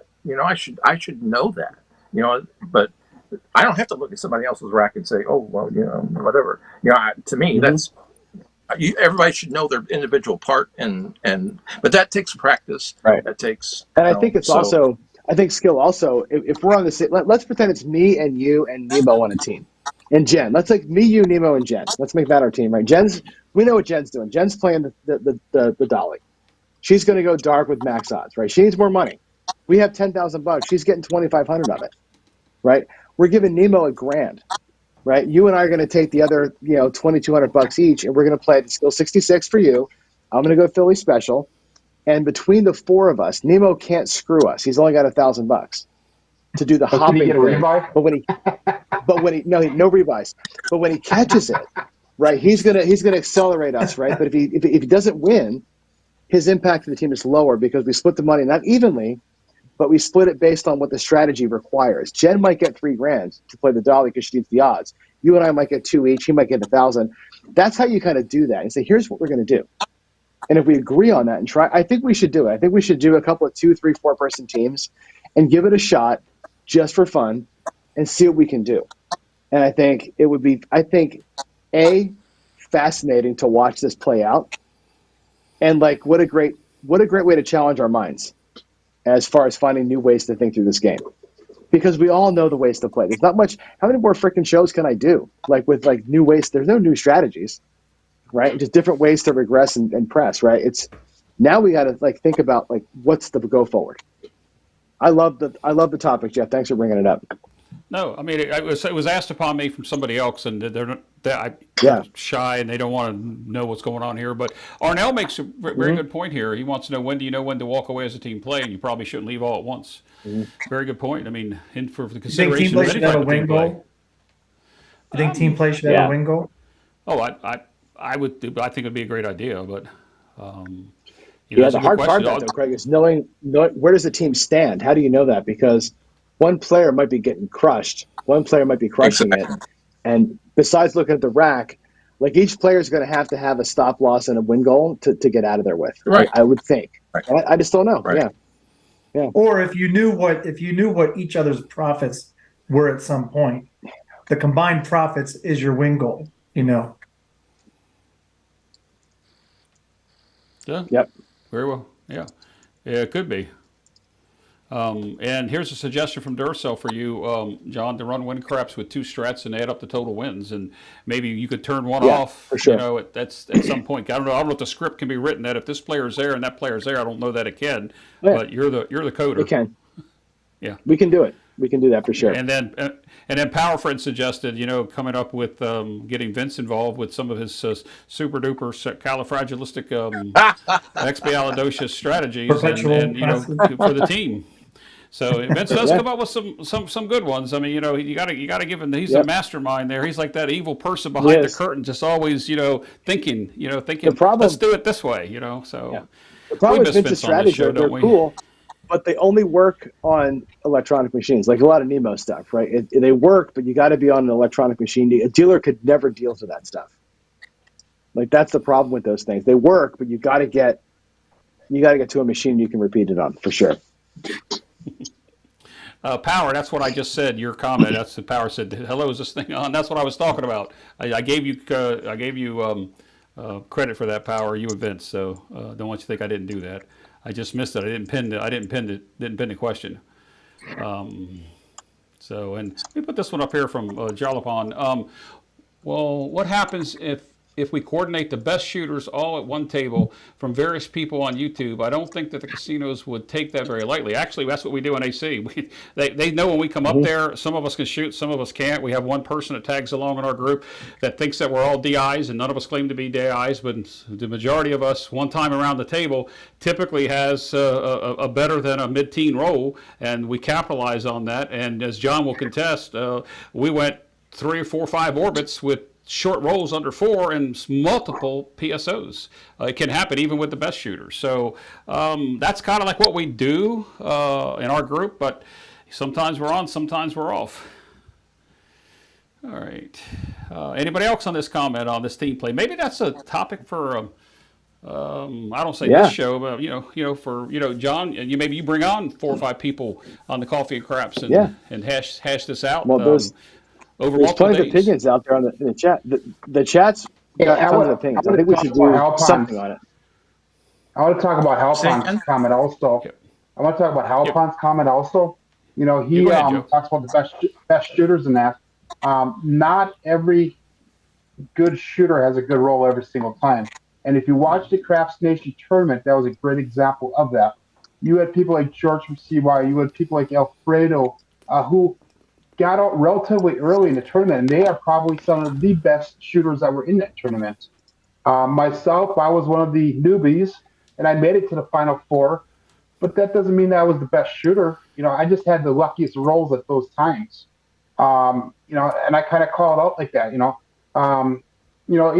I went up against Eddie at the end, and I had 8 rolls, he had 6, he had more points than I did.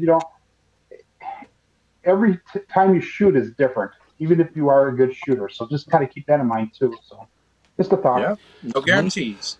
No guarantees. Well, what Lou puts up here, Steel Legion puts up there, actually happened to us on more than one occasion. The table starts at a 10, then it goes to a 15 and a 25, and we all cash out and leave the table. That's what happened. Chris Legion had a roll, Clay had a roll, Lou had a roll, and I had a roll. And between the 2 shooters, it went 10 to 15 and then 15 to 25, and we came back on the $25 table, still had a roll. We all turned around, got off the table. And I mean, they knew we were together, whether we were playing as a team or not, splitting money. They didn't know that because we weren't doing it, but that does happen. And also I want to put this comment up here that followed Lou's.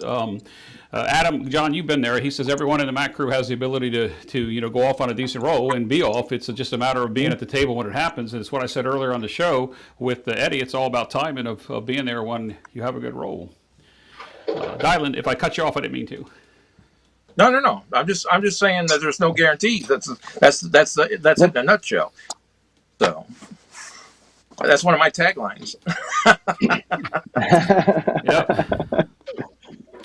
So, any more about team, guys? We're approaching that 2-hour segment, and I've been trying to keep these to 2 hours because the after show goes pretty crazy sometimes. And I think last time after show was certainly not as long as previous ones. But just if you got a question, now's the time to get it in. And John, I thought you dropped one. I'm not going to put that up there, but I thought you dropped one.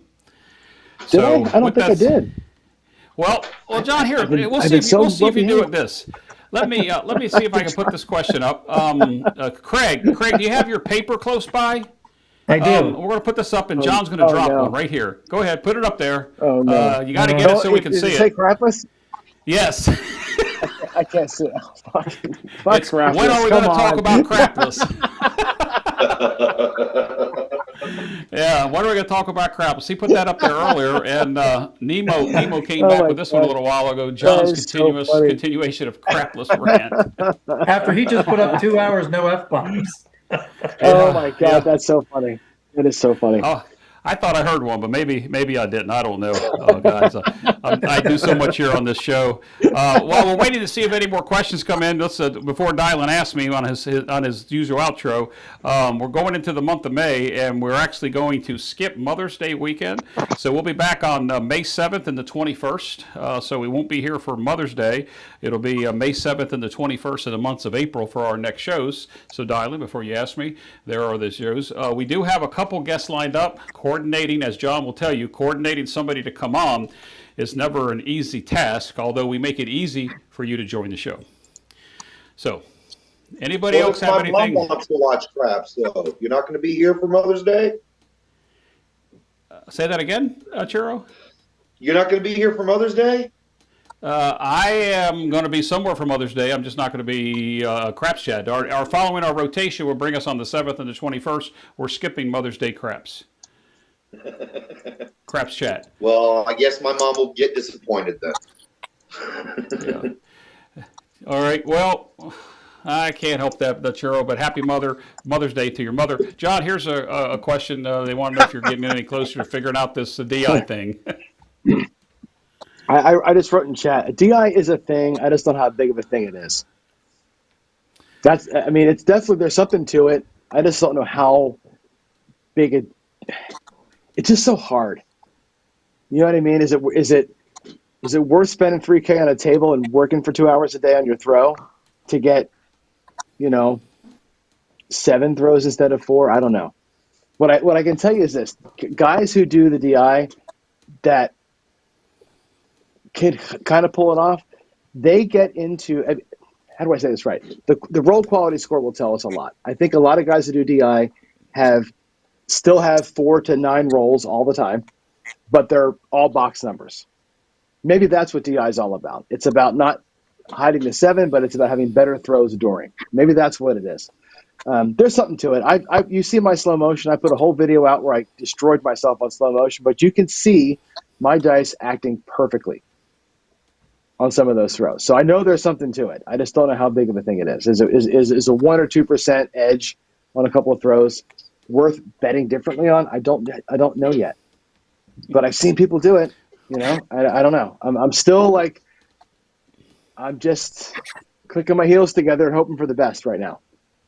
Well, you see what Adam says. DI creates a window in time where you can group a set of numbers. But I could say I agree with what Adam says, but I think that you could also say that on the random shooter. A random shooter can go on a Terra as well. And I can't help but put this one up here today. Waylon, welcome. I saw you come in. I didn't get a chance to say something to you. Waylon says, if you can't shoot, you can't win on the light side. All right. Enough about that. So I just want to say something quick about that DI stuff. So you all are very familiar with Greg 555 and how he picks up the dice, taps them a couple times, and tosses them, right? So I did an experiment, and I should have filmed it, but I didn't. I was at stick left 2, and I made an all 7 set, and I grabbed them with my thumb and my middle finger, and I turned around and I just tossed them backwards. And I went on a 37 roller and hit 4 points. So I can't explain, all the talk about the DI. I don't know. In March, at a roll to win, it was Rick S., Alfredo, me, and Big AZ. He was setting the 4-3 on top of the roll to win. He was cupping it in his fingers and chunking it down there, and it would circle around. He had a 42 or 44 roller. I know Alfredo captured it on video, but most of the random rolls that I've seen, most of the high rolls I've seen have been random. But if I get to 10 to 12, I'm definitely making good money. If I get to 8, the way I play the light side, I'm making some money. It's just the problem is you got to get to 8. What happens, 6 and below? That's it's the ever changing question of how the hell do you play this damn game? It's funny when John first started tracking his DI with the chopper, and he had that one video where you had your son Zach play with you, I think, and Jen and Ian, and your son went on a 33 random roll. Yeah, totally. Yeah. I mean, the dice are going to do what they're going to do. Random rollers doesn't mean they're a bad roller. Right. we have to remember that. That doesn't mean I remember playing at a table and the guy said, "Oh, this guy's good. He's a good roller," and the guy hucked him and chucked him. Like you can't be a good roller if you're hucking and chucking. Random rolling is going to get you great results sometimes. I think DI gets you into a better groove. That's what I've seen. DIs can suck. Like I say this all the time, right? Like I throw a lot of repeaters with my chopper toss. Sometimes my repeater is the freaking 7. Or a 3. Right? Sometimes that's the groove on it. Or a 3, right? 3 is always, right? But a lot of times it's a cluster of 11 7s and 20 rolls. Sometimes it's 11 6s and 20 rolls. But I tend to throw a lot of repeaters with it. You don't see random rollers doing that. Random rollers have a long roll, but it's kind of all over the place. I think DIs tend to get into that groove where it just seems to, for whatever reason, work. Whatever you're doing consistently seems to have some level of influence, control, whatever you want to call it. And I can't bet on it yet. I don't know that I would bet on it yet. I know that when it's happening, you're like, okay, that's happening right now. Like when Adam had that roll in AC, I'm like, okay, it's happening. Like, this is it. This is what we're waiting for. Like, I knew it on roll 6. Like, he's grooved, and it's happening. And you can just kind of tell. With a random shooter, you're like, fuck, the next one's going to be the one that we're going to go out on. I would never go like push all in on a random shooter, right? John, on a controlled shooter, I would. How many times do we look at each other and say, damn, there's another 4 and 10? And you and I weren't on the 4s and 10s. And then we both came out at the same time. We both regressed at the same time twice. It's like we were thinking alike. Well, that one, the last one, I'm like, I think Adam went to go pee, and I'm like, I've never seen a shooter take a leak during his roll. That's got to be like, I've been playing craps for 30 years. I've never seen that, right? And he came back, and Jeff and I are both like, I think I'm coming down. I think he did like tour, and I like, okay. I was out there like what? I think I had 980 out there, and I came down to 160 across on that. I mean, we were out there. And it was like, it was time. Yeah, it was. Both of us left a lot on the table, but we had gone back and forth. So I regressed 3 times, but I was happy with what I won. So this DI question, every time we get on it, it creates. I'm watching the chats, thing. And we have the believers and the naysayers. I mean, and the people that. Think there may be something possible to it. And, I like what Ed says. Not only does he believe it, he's seen it, he's done it on multiple occasions in 30 years. I have a tendency to bet bigger in my group with the guys that I think that can succeed. And I want to get out there early. If I get out there early and Adam makes it to 8, not only have I made double what I normally would have made at an 8 roll, I now have room to regress and start all over again with a nice padded side to take some gambles. So without the let me put this up here from Puck Off. Yes, I said Puck. Mechanics or dice set, which is more important? We've had this conversation many times, and I think I'm going to take that question into the after show. But I think that you're going to see pros and cons for both. To me, it's mechanics. Because John, when I rolled my 34 in the dice tournament, I was rolling a 4-5. 3-6 or 6-3, and I never changed from it. And I just got done with a live show with a decent roll with that, and then I come back on the next time, and I suck. So it's it is what it is. We had another question here, guys. I want to get to a couple more questions here. I want to go back to this. And real quick, I'm just going to go around from you guys that are here. Joe asked, with the 200-some channels that's now in what he calls Craps Nation, but the Craps community, they're not all in with us, but we try to support them all. I've run some across the screen today. How do we find time to watch it?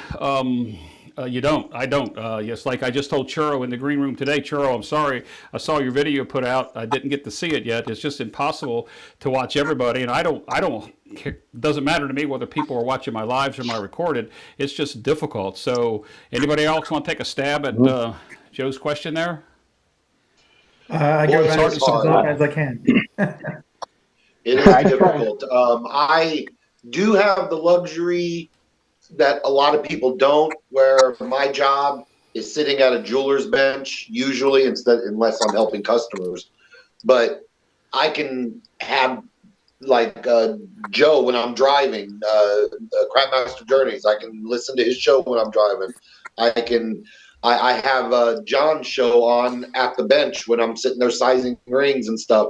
Throughout the day, I like to have something to keep me, involved, but I'm still working. So I can put on any other video. So I do get a chance to watch a lot of the videos, but even then, it's impossible. You can't watch them all. I'm a lot like Chiro. Yeah. I have the opportunity where I can listen to them also when I'm doing stuff. And I tend to have favorite videos of people to watch. But then I watch the titles and I watch the topics that come up. And if something interests me, I'll pop into that. Like, Cashier's Cage had a good one a couple weeks ago where he went off on a rant and he had a great title and it was an awesome video. So what do?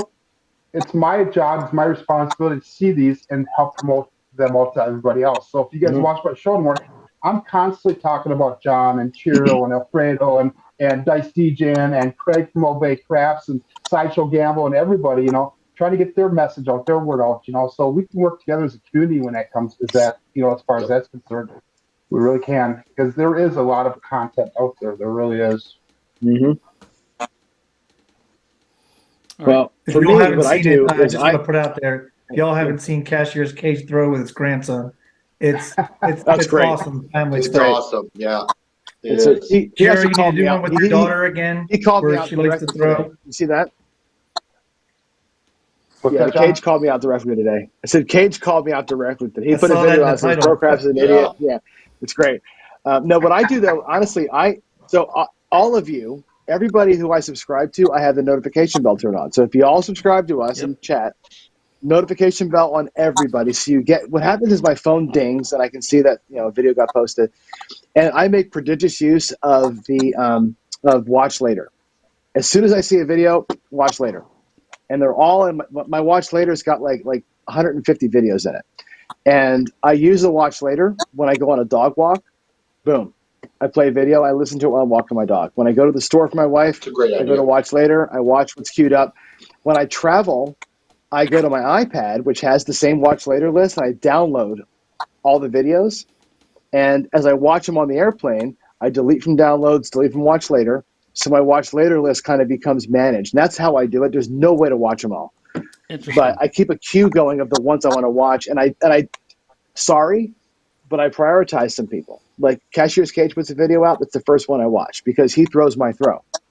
And if he's got information that I can use in my toss, he's the first person that I watch every single day. If he's got something out, I'm watching him. And people who I think I can get something new out of are the ones I go to first. And a lot of times that's, how to be a better YouTuber, how to speak more clearly, or how to stop saying during, like those are the videos I watch more than you guys, believe it or not. Right, I said it again. But that's how I do it. I literally, seriously, like it's the ums and the sniffs and the all the things that you do. You have to like be mindful of that stuff. So that's what I pay attention to. But yeah, I use watch later, and I notification bell all of you guys. So every video that you have out, trust me, you're in my watch later list, and I will get to you during an airplane ride or during a dog walk. Like Joe, to me, is the greatest dog walk video of all of you because I can picture what he's doing, and it takes me exactly the 45 minutes to walk my dog around the loop while Joe's throwing, and that's when I get my Joe time in. Like Waylon with a 20-minute video, that's a trip to the store for me, and I don't need to see his dice. I can hear him talking. I know what he's doing. I can tell what's happening, and I can follow the bets along, and I can formulate it in my head while I'm in the car. That's how I do it. So you're saying my videos are worth a plastic baggie or what? 100%. Every time you throw a 7, I pick up a bag of crap. No, I'm just kidding. But it's a lot of crap, man. Right? No, but you're perfect, Joe. Honestly, because you're giving me the right information. I don't need to see anything. Like those audio. You're a good audio guy, where I can hear what you're saying and walk the dog and just kind of just get it, right? And I also when you watch their videos. Sorry, when you watch their videos, you've seen enough of their videos to know what they look like, so you know what he's doing when he says it. Yeah. Oh yeah, I've got the picture when Waylon's throwing, ace deuce shocker, no help. I got it. I know what's happening. I could totally hear and I can see what he's doing I can picture his table in my head as I'm driving in the car. It's funny you say that, John. it's funny you say that because I actually re-listen to all of my videos when I'm at work, and I don't have to watch myself. But I re-listen to every single one of them to make sure I don't say anything stupid or anything that's inaccurate. And if I do say something that's inaccurate or stupid, I'll go back and recorrect it the next day. Then I mean, I can totally get where you're coming from. I do the same thing. I am focused so hard on not saying smart things, but saying things in a way in my videos now that you could listen to me in the car or on dog walk and not have to see what I'm saying. Like if I have the words on screen, they help you when you're watching Coffee and Crafts, but you shouldn't need those words. I'm trying to make my videos vocal enough that you could do it without having to watch. So like Adam says, I'm taking a crap watching John. That's fantastic. But that's okay, right? I mean, I'm glad that I can help the movement, right, so to speak. Oh, jeez. I'm be time for the show. I'm here to help. Well, I commend Joe for saying that he goes back and watches his videos because I can't go back and watch mine. I watch the ones I record. I make sure that I do what you do, Joe. Make sure there's no mistakes, and if there is one in a recorded video, I overlay something over top of it. But it's not that. I can't watch myself. I won't go back and watch this show. Sometimes I have to go back and edit stuff out, but I can't do it. Every single video I go through and I listen to it. I don't necessarily watch it. I listen to the whole thing, just to make sure everything went through right. And, the interaction with the chat, and I mean, that's essential. It really is, That's good. I avoid my videos like the plague. I never watch my own videos, except for the ones I pre-record. Yeah, I have to. I should. I watch mine too, because if I don't watch mine and there's something I'm missing or some information that I just forgot to say and I had like a blank moment, I'd be like, oh, great. Now I need to fix what I need to do the next time so I don't mess that up again. It's just stuff like that. I don't do that so much because people will comment what I did wrong. So. Yeah, really. That's exactly right, Craig. They do. They do. Craig, some all right, guys. More comments than others. So.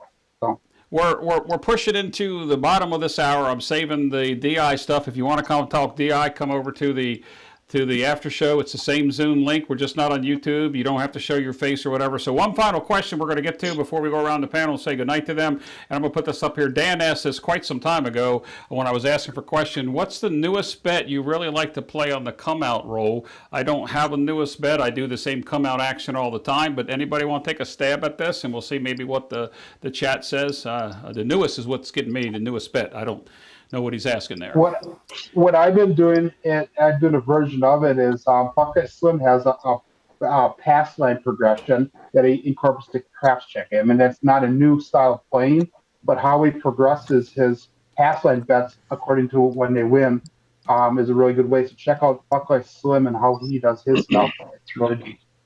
Okay. All right. Anybody else?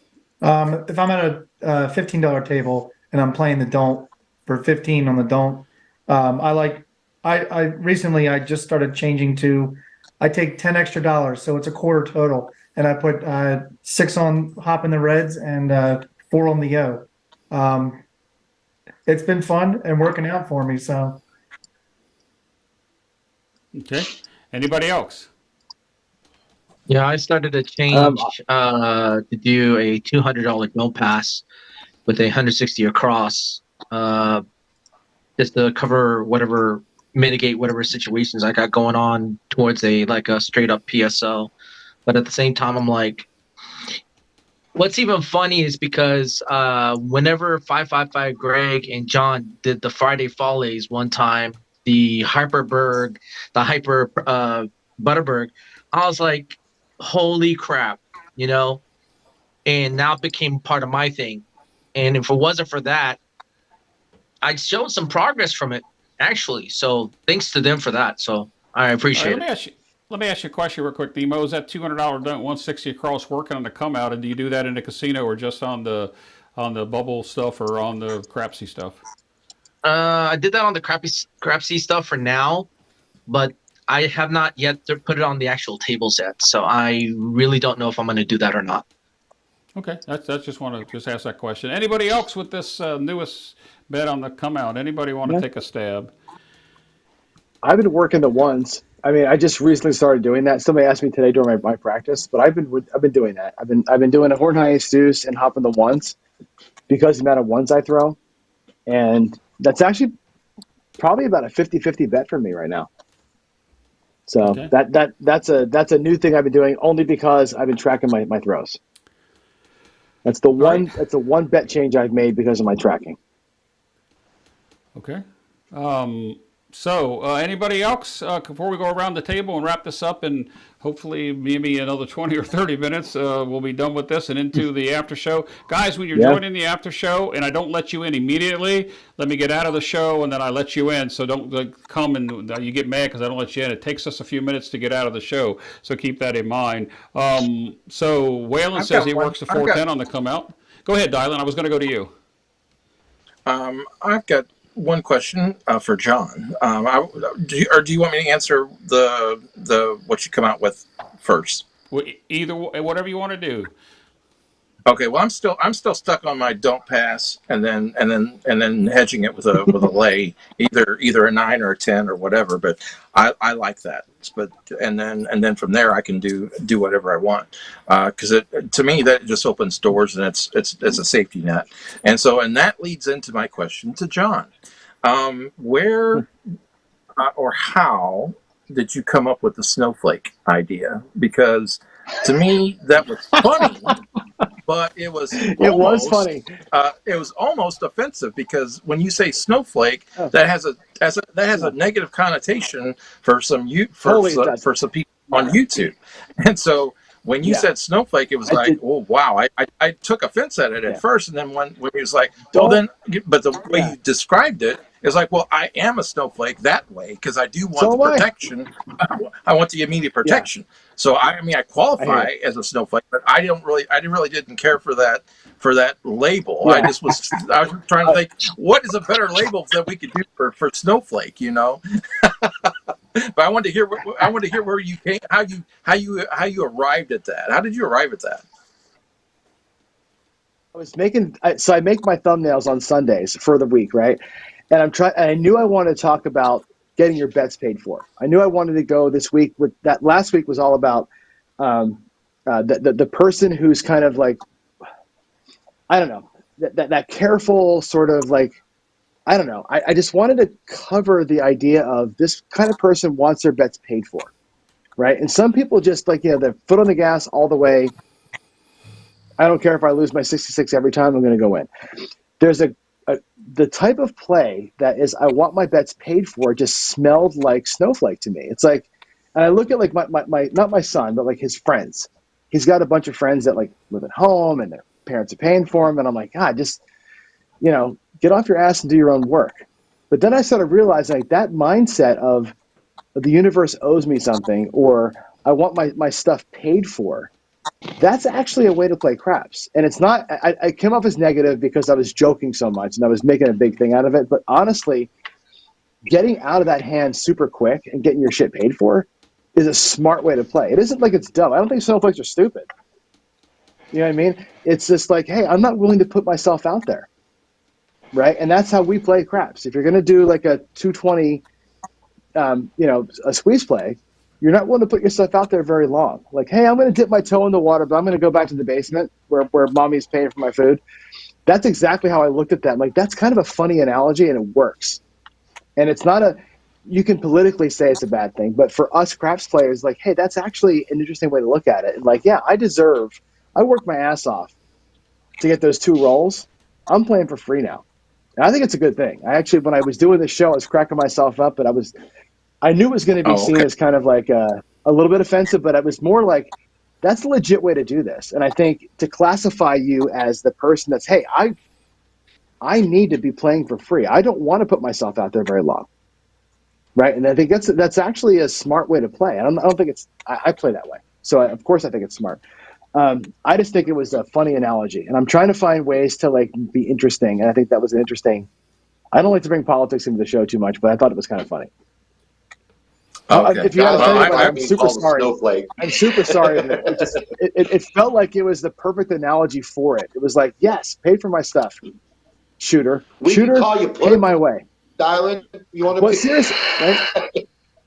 No, but seriously, like, think about that. Like from a political standpoint, you think about it, right? Like shooter, pay my way. I'm going to put a little bit of myself out there. I got my Russian arts education, whatever, my Russian architecture degree.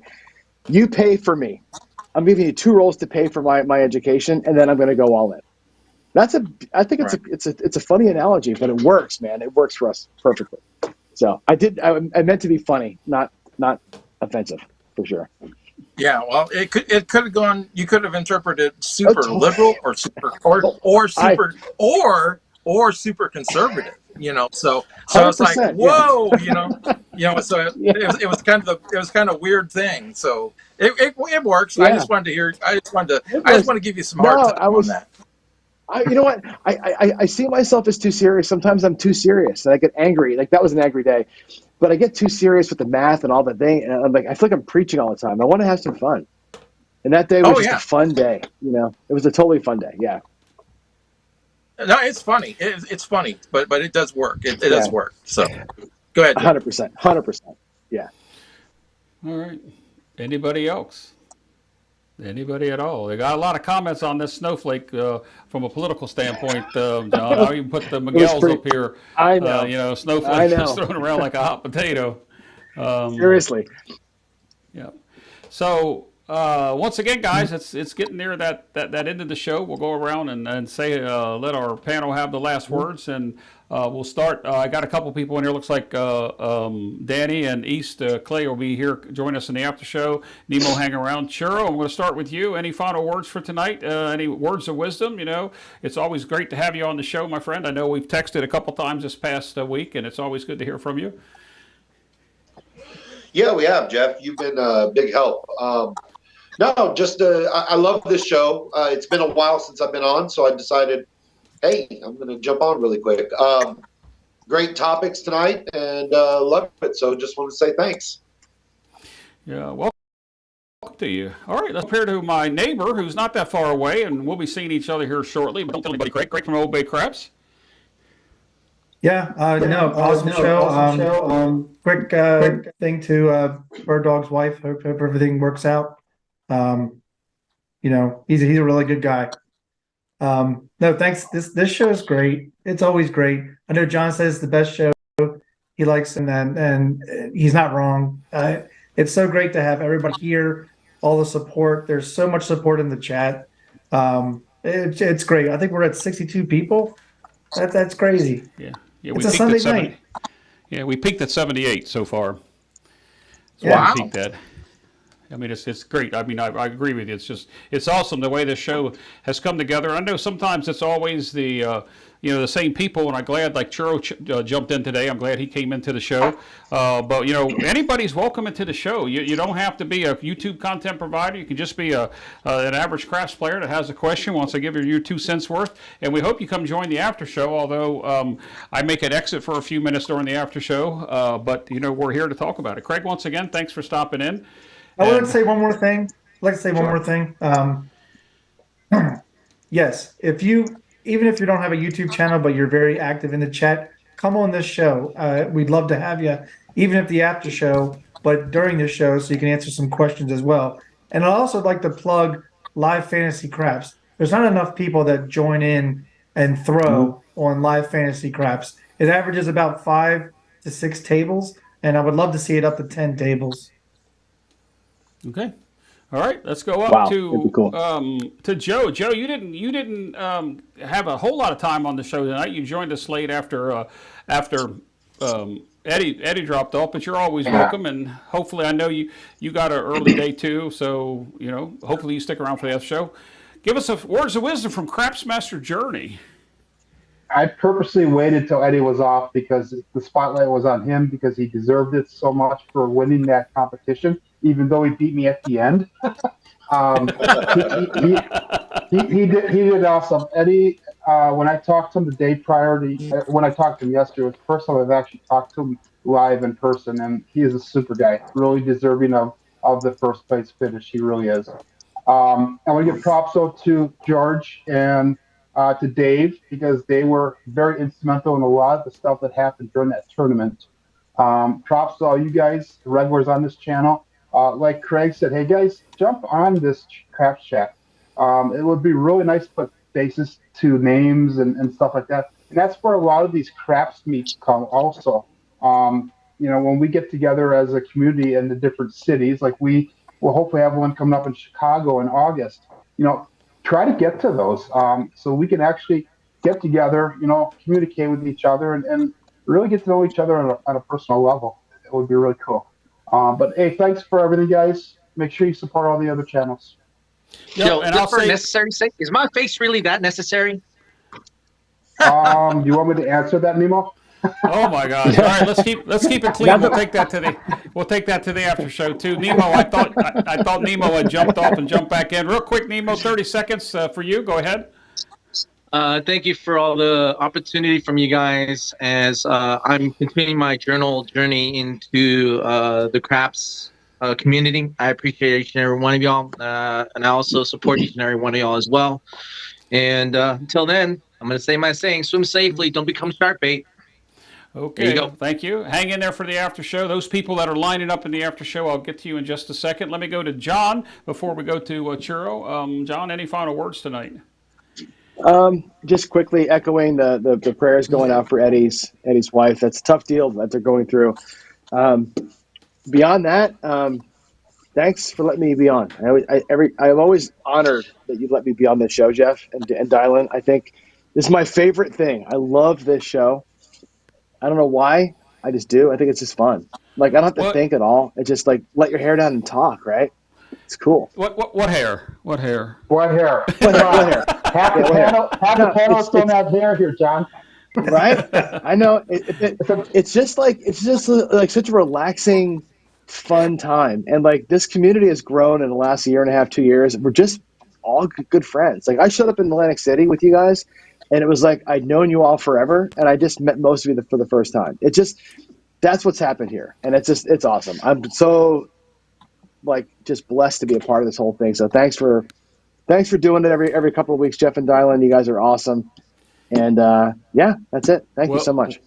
We thank you for allowing the forum for us to come out here with this show. And John, I noticed that when I came in the afternoon to start doing some work on the back end, understand what I mean. I saw you put a comment in. It said 5:48 p.m. And I'm thinking that had to be yesterday that you put that comment in there. Did somebody say craps chat? Yeah. But by the time we went live today, I guess YouTube had cleared it out. But once again, John, had to be first.